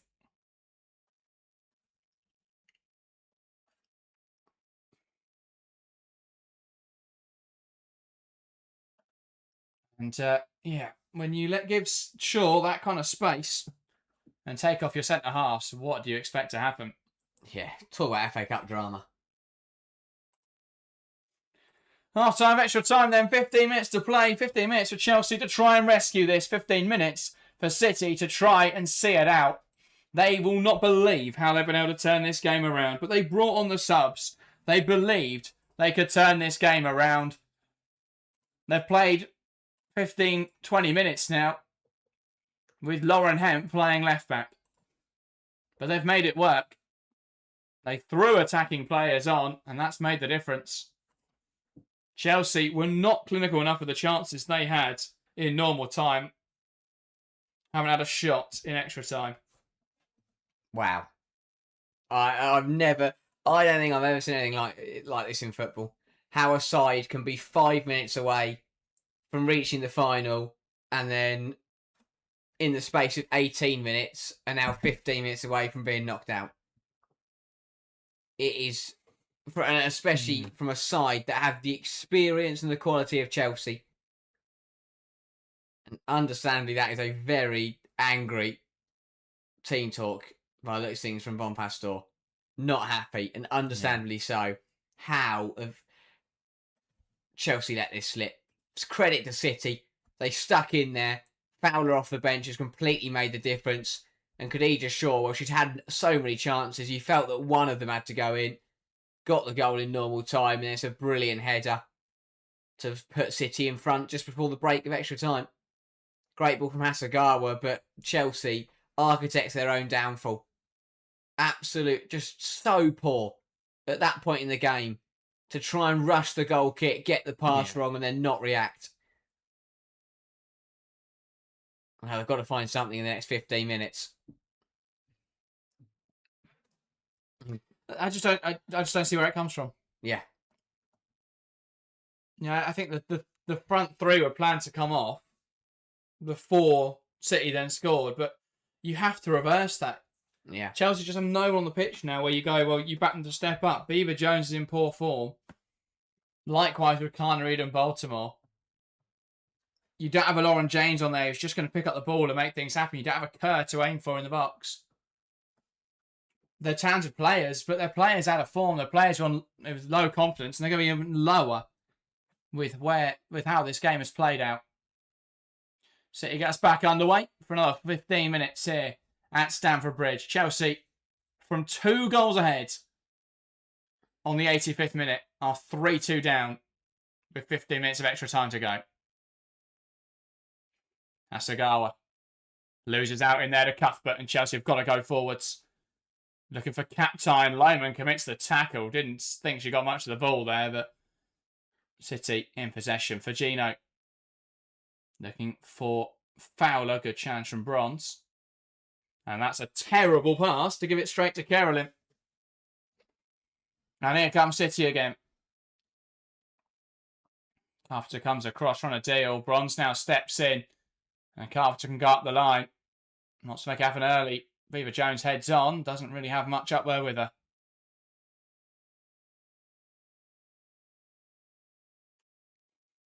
Keating now to Rose.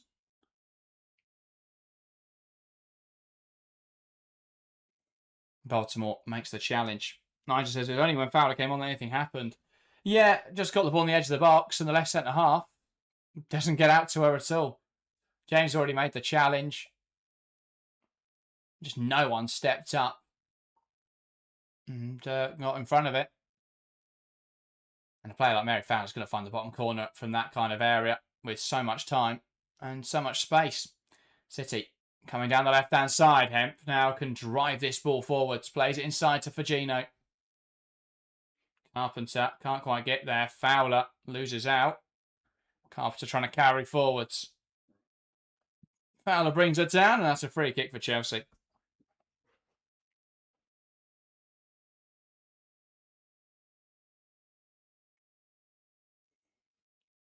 Yeah, Carpenter hit. Didn't want to carry it forwards. Fowler bringing her down. Ball into the area. Captain can't quite get there. Benet clears. Baltimore now heads down to Kira Walsh. But yeah, Chelsea can't create against the back line with 2 wingers at fullbacks. Yeah. Baltimore. Now, out wide with Charles. Baltimore down the line. Lovely give and go. And here's Vika Captine. Tries to put it into the box. Just doesn't have any support on this left-hand side. Keeps going. Brilliant work from Captine. Now pokes it forwards. Rose gets in front of it. Asagawa loses out the cuff, but Captine. Now to Nuskin. Lovely drag back. Here's Walsh. Clips it in towards the back post. Carpenter heads on target. Nice. Got to head down to her teammates there. Was never going to generate the power. City can play out, and I think Carpenter may have been offside for good measure anyway. She was indeed. Yeah. Poor decision making twice. But it's on the players who have come on that have got to step up at this point. You know, Beaver Jones, Baltimore, Captine. They're the fresh legs for Chelsea. They should be the ones making the difference. Cuthbert into Carnery, trying to poke it forwards. Cut out by Greenwood, who loses out again to Carnery, but Rose can smash it clear. And it's going to run. And Hampton, a miscommunication between Hampton and Charles just about does enough there to get it away. And here is Sondy Baltimore. He thought the game was over for a second and stopped. Now plays it down the line, and Rose jumps in front of Beaver Jones. Beaver Jones gets it back, though. Pass inside from Baltimore, which is inexplicably poor. Nuskin gets there. Now to the right-hand side, looking for Carpenter. Hemp will get there and pokes it out of play. Chelsea throwing on the near side. Taken quickly to Bronze. Back to Carpenter. Got to go in the box now. Ball in. Headed on by Beaver Jones. Goalwards. But Keating will get there without issue. Yeah. You know, at this point, Chelsea should be putting Man City under an absolute barrage of pressure. And Keating should be flying across their goal, making save after save. But it's comfortable enough for City. Chelsea aren't causing enough problems. Keating goes along. Charles wins the header. Here is Baltimore. Looks to play it in behind. Beaver Jones is going to get around Greenwood. Can she square the ball? Greenwood gets back in well. Still Beaver Jones. Back to Baltimore. Lovely give and go between Baltimore and Captine. This is better from Chelsea. Captine again. Delivers it in there towards the back post. For Gino heads away. Bronze now will pounce. Trying to fight Carpenter with the cushioned header. Bronze. Clears it into Fowler and wins our side of throw-in. Greenwood and Rose have been absolutely brilliant today. Yeah, since about the 86th minute. Rose has been great all game, to be fair, but yeah. Here is Carpenter. Trying to create space for the delivery. Clears it into Virgino. And that's a Chelsea corner. And a chance to get the ball in the box. I have to say, Hemp gets a little bit fortunate with two hands on the back there on Beaver Jones in the box. It's one of those where it's never going to be given as a penalty, but I mean, she pushes her and then heads the ball away. It should be a penalty. I don't know how you get much more stone wall than that. Baltimore in on top of the goalkeeper. Keating makes the mess of it, but Chelsea can't quite capitalise. Was it off the crossbar? Looked like I might just nick the... I think it was just pushed to the post, weren't it, by Kiara Keating? Wow. I mean, it's what you got to do at this stage. Great delivery in Baltimore. Yeah, it's right on top of the goalkeeper. It does go off the bar, yeah. And it just doesn't fall. Yeah, it's how many Chelsea players that fall to, and it falls for Lauren Hemp to head it away. There's no excuses for how Chelsea have thrown this away, but a blatant penalty and a goal that should have stood. It's certainly a little unfortunate for Chelsea, but they've completely capitulated apart from that. Asagawa. Bronze. Now poking it towards Carpenter, but it's just over here. Lucy Bronze should have come on with a light blue shirt on. Yeah. Indeed, I saw a statistic the last time Chelsea played against Man City on the 10th of May was in 2015. Laura Coons played for Chelsea that day on off the bench. Lucy Bronze started for Manchester City. Wow. And she's come on for Man City in this game. Out for a Chelsea throw-in on this near side. Captine Carpenter drills it into Beaver Jones, who lays it off. Cuthbert pokes it goal, just gets under it. Was stretching to reach it and can't quite keep it under the crossbar. Has to do better. Has to do better. It's a brilliant layout from Beaver Jones, and her first touch has let her down. Allows Rose to get in and just has to get there quickly on the stretch and pokes it over. Has to do better there, Erin Cuthbert. Surprised didn't just drill it first time. The layoff was a good one from Beaver Jones. Wow, massive 8 minutes. Chelsea have just... It's been better. Last couple of minutes, it's been better. Yeah. Keating launches it forwards. Now Bene. Plays it across to Lauren Hemp.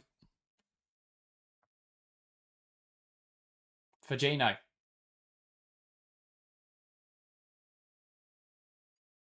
Back to Hemp. Gino inside to Khadija Shaw. And Bronze poking it forward into Beaver Jones. Held up well by Nusken. A fantastic recovery tackle from Lohman. Nusken just seemed unaware of the presence of Sydney Lohman. Here's Charles. Now into Sondi Baltimore. Ball down the line into Beaver Jones. Here's Walsh.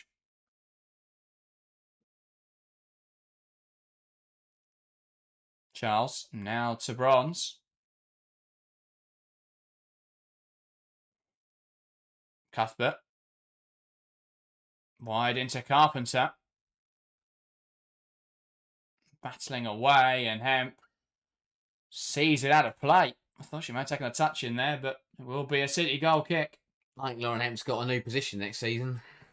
As a left back. She doesn't want to do this well. Yeah. She's going to play left back, so Beth Mee can play at left wing.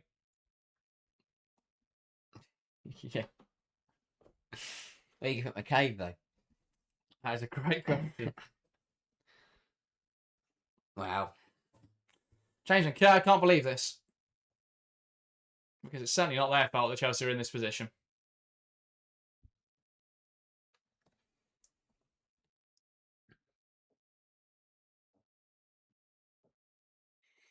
Lucy Bronze heads it forwards. Can't quite find a teammate. Nusken competing well in there. For Gino brings it down. And Carpenter is physical. And that'll be a Chelsea throw-in. I want to get it going quickly down the line, looking for Captine. Hemp will get there. And she kept that in play, apparently so. One high here by Captine. Ball into the area and lashed away well by Fowler. Captine comes off her head and out for a City throw-in. Oh, I just feel like it isn't going to happen for Chelsea. I say they're not, this stage you peppering shots, having glorious chances, but just nothing. Back now with Hampton.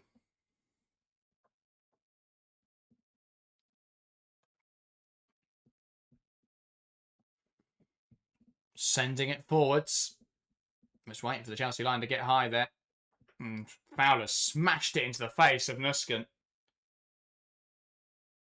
He just wants to get on with this game, Shocker Nusken. She knows time is of the essence. Yeah. And this isn't going to be a Chelsea free kick.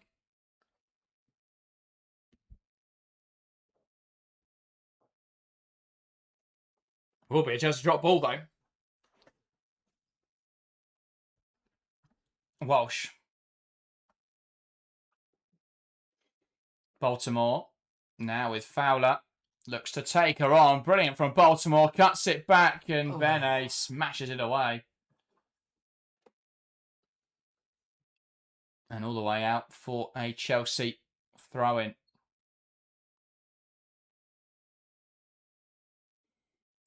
Baltimore into the box. Beaver Jones brings it down. Takes aim. It's blocked.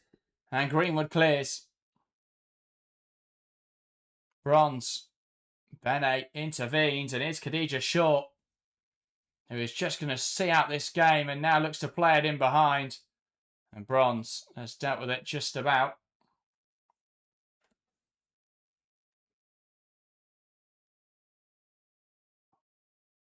Charles out to the left-hand side with Baltimore. Down the line. Captain lifts it into the box. Nuskin heads on! Oh, what a save from Keating! Pushes it onto the crossbar. Wow. And it bounces away. How on earth has that not gone in? Hampton switch to the play. Baltimore is going to get a throw in there. It comes off him and Bene. That is ridiculous. That is ridiculous from Keating. Brilliant from Captain. Good header from Nuskin. Pushed up onto the bar. Utterly ridiculous from Kiara Keating. What a header. She's got the art for the exemplary. She may drop the ball on a cross, but a couple huge saves have kept them in this game. That is just ridiculous. At this point in the game, that's up there for save of the season, especially for Man City. Wow. I think Nuskin had an almost identical one against Arsenal where Van Domslar pushed onto the post. Yeah. How on earth is that not in the back of the net? How on earth? But I'm out of words to describe this football. Dave says just not our season. It does feel that way for Chelsea. Yeah. Comfortably the better side for 85 minutes. And they threw it away. And then moments like this. It gets more ridiculous the more times I watch it. It looks destined to go in. And it's under the side of the bar and bounces for Greenwood to clear. That could bounce anywhere. Wow. Credit to Kiara Keating. I mean, this is going down. Both games are going down as FA Cup classics. Absolutely. Whatever happens in the last minute here, Bene's still down. Potential head injury here. Yeah. Chelsea will get a couple more once she's all right, but wow. I don't know what to say anymore. Well, City set to make a change. It's Lily Murphy, who hasn't played since they played against Chelsea on the opening day in the WSL. They played an FA Cup game against Bournemouth in January, but after picking up a shoulder injury in that match, hasn't been able to get the minutes she perhaps would have got if she hadn't picked up that injury. But it will come on for 4 minutes at the end of this game. 4 additional minutes of extra time. And of course, you'd imagine that it will be longer than that with Bene still down. Yeah.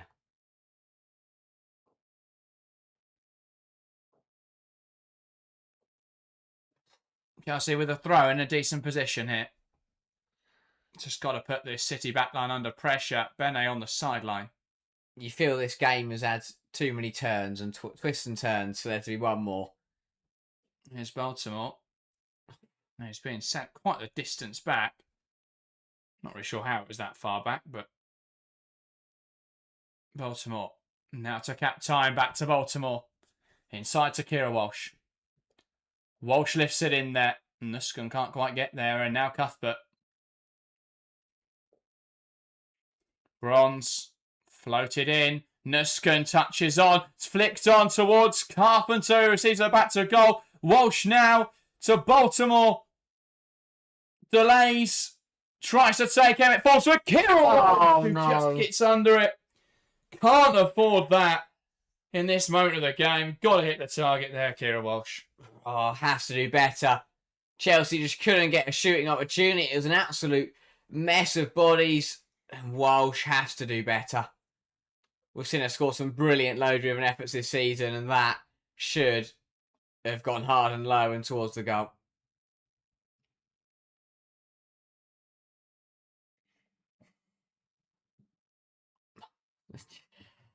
Double change for Manchester City. Laura Coombs and Lily Murphy. The changes for Manchester City.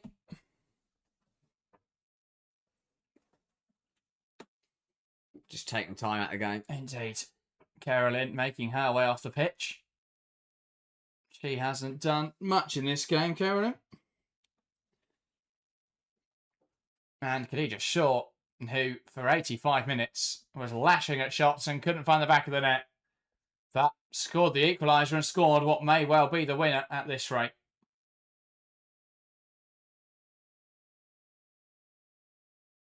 Charles lifts it long. Beaver Jones jostling away and the flag goes up on Aggie Beaver Jones.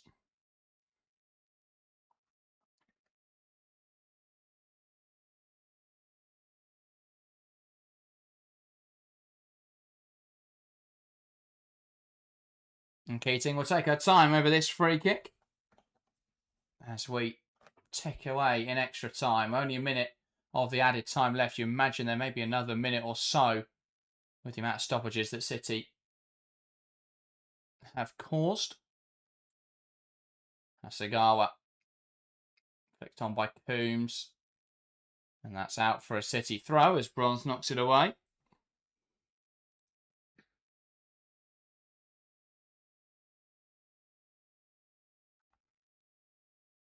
And Khadija Short has been given player of the match. I mean, she did incredibly well in extra time and added time. It has to be said. Ball into the box and an easy claim for Hannah Hampton. Chelsea now want to move it quickly. Hampton almost operating as a full-back here.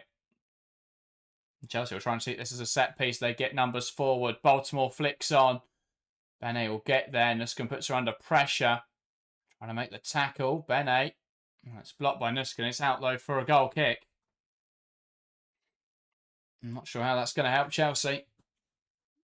Thank you, Beaver Jones, helping Keating take this quicker. Keating will try her best to slow it down. Referee going to Greenwood there, can you tell Keating to hurry up? At this point in the game, Greenwood's not going to do that. It's going to be nothing. Keating launches the ball forwards.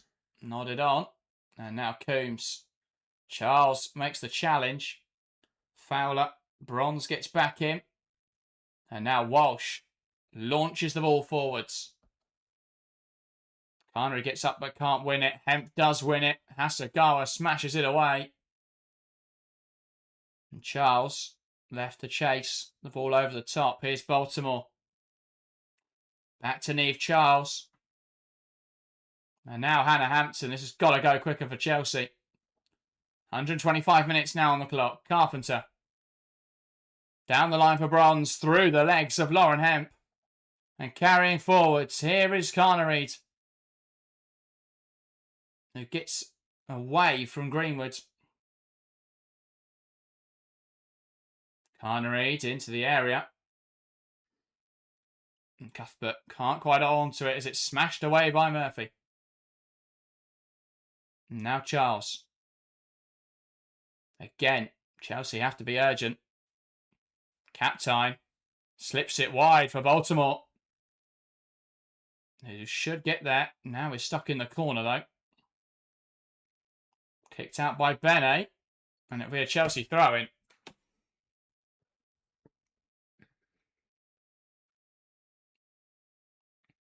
Baltimore. And that's the full-time whistle here at Stamford Bridge. Chelsea led by 2-0 for 85 minutes of this game. But as is testament for Chelsea this season, completely fell apart. City found a way. Khadija Shaw couldn't hit a Bardol banjo for 85 minutes, but was clinical when it counted. Scored the equaliser, scored the winner, and Manchester City are into the FA Cup final. I'm not sure how we've got to this point in the game. What a ridiculous game of football, but City, their remarkable season continues. What a comeback. One of the best FA Cup comebacks we will see for a very long time. 5 minutes away from being knocked out and pulling off the incredible to reach the final. Brilliance from City, and they're one game away from the domestic double. And they found a way in the end. But Chelsea, what a disaster. 5 minutes away from Wembley once again and completely messed it up. Dominant for 85 minutes. And it was complacent. Chelsea got that 2-goal cushion. And the old cliche of it being the most dangerous scoreline, they just got complacent and completely threw it away. And to make it worse, Arsenal have scored in the 83rd minute after they were about to bottle the Premier League. But what a disappointment for Chelsea. Kerr still can't believe she didn't get more than 1 goal in this game. Yeah, Actually saying that's the assistant referee. I don't know how on earth you missed it. But Carter kept the ball in play, and that would have made the difference. But ultimately, that's not the reason Chelsea lost this game. Just fell apart. Too many players thought this game was done. There was complacency from Chelsea. And, well, Man City with something to celebrate once again. Anyway, we'll be back on Wednesday to watch Arsenal, which will be a barrel of fun. So make sure to join us there as Arsenal take on Everton. We've got the WSL final day coming up on Saturday, followed by the Champions League final and now the FA Cup final stream. Make sure to join us for all of that over the next few weeks. That was everything from us today. Thank you guys very much for joining us across these 2 FA Cup semi-final streams. 2 incredible games of football, 2 3-2 wins for travelling teams. Crazy stuff. That was everything. Thank you guys very much for watching, and we'll see you next time.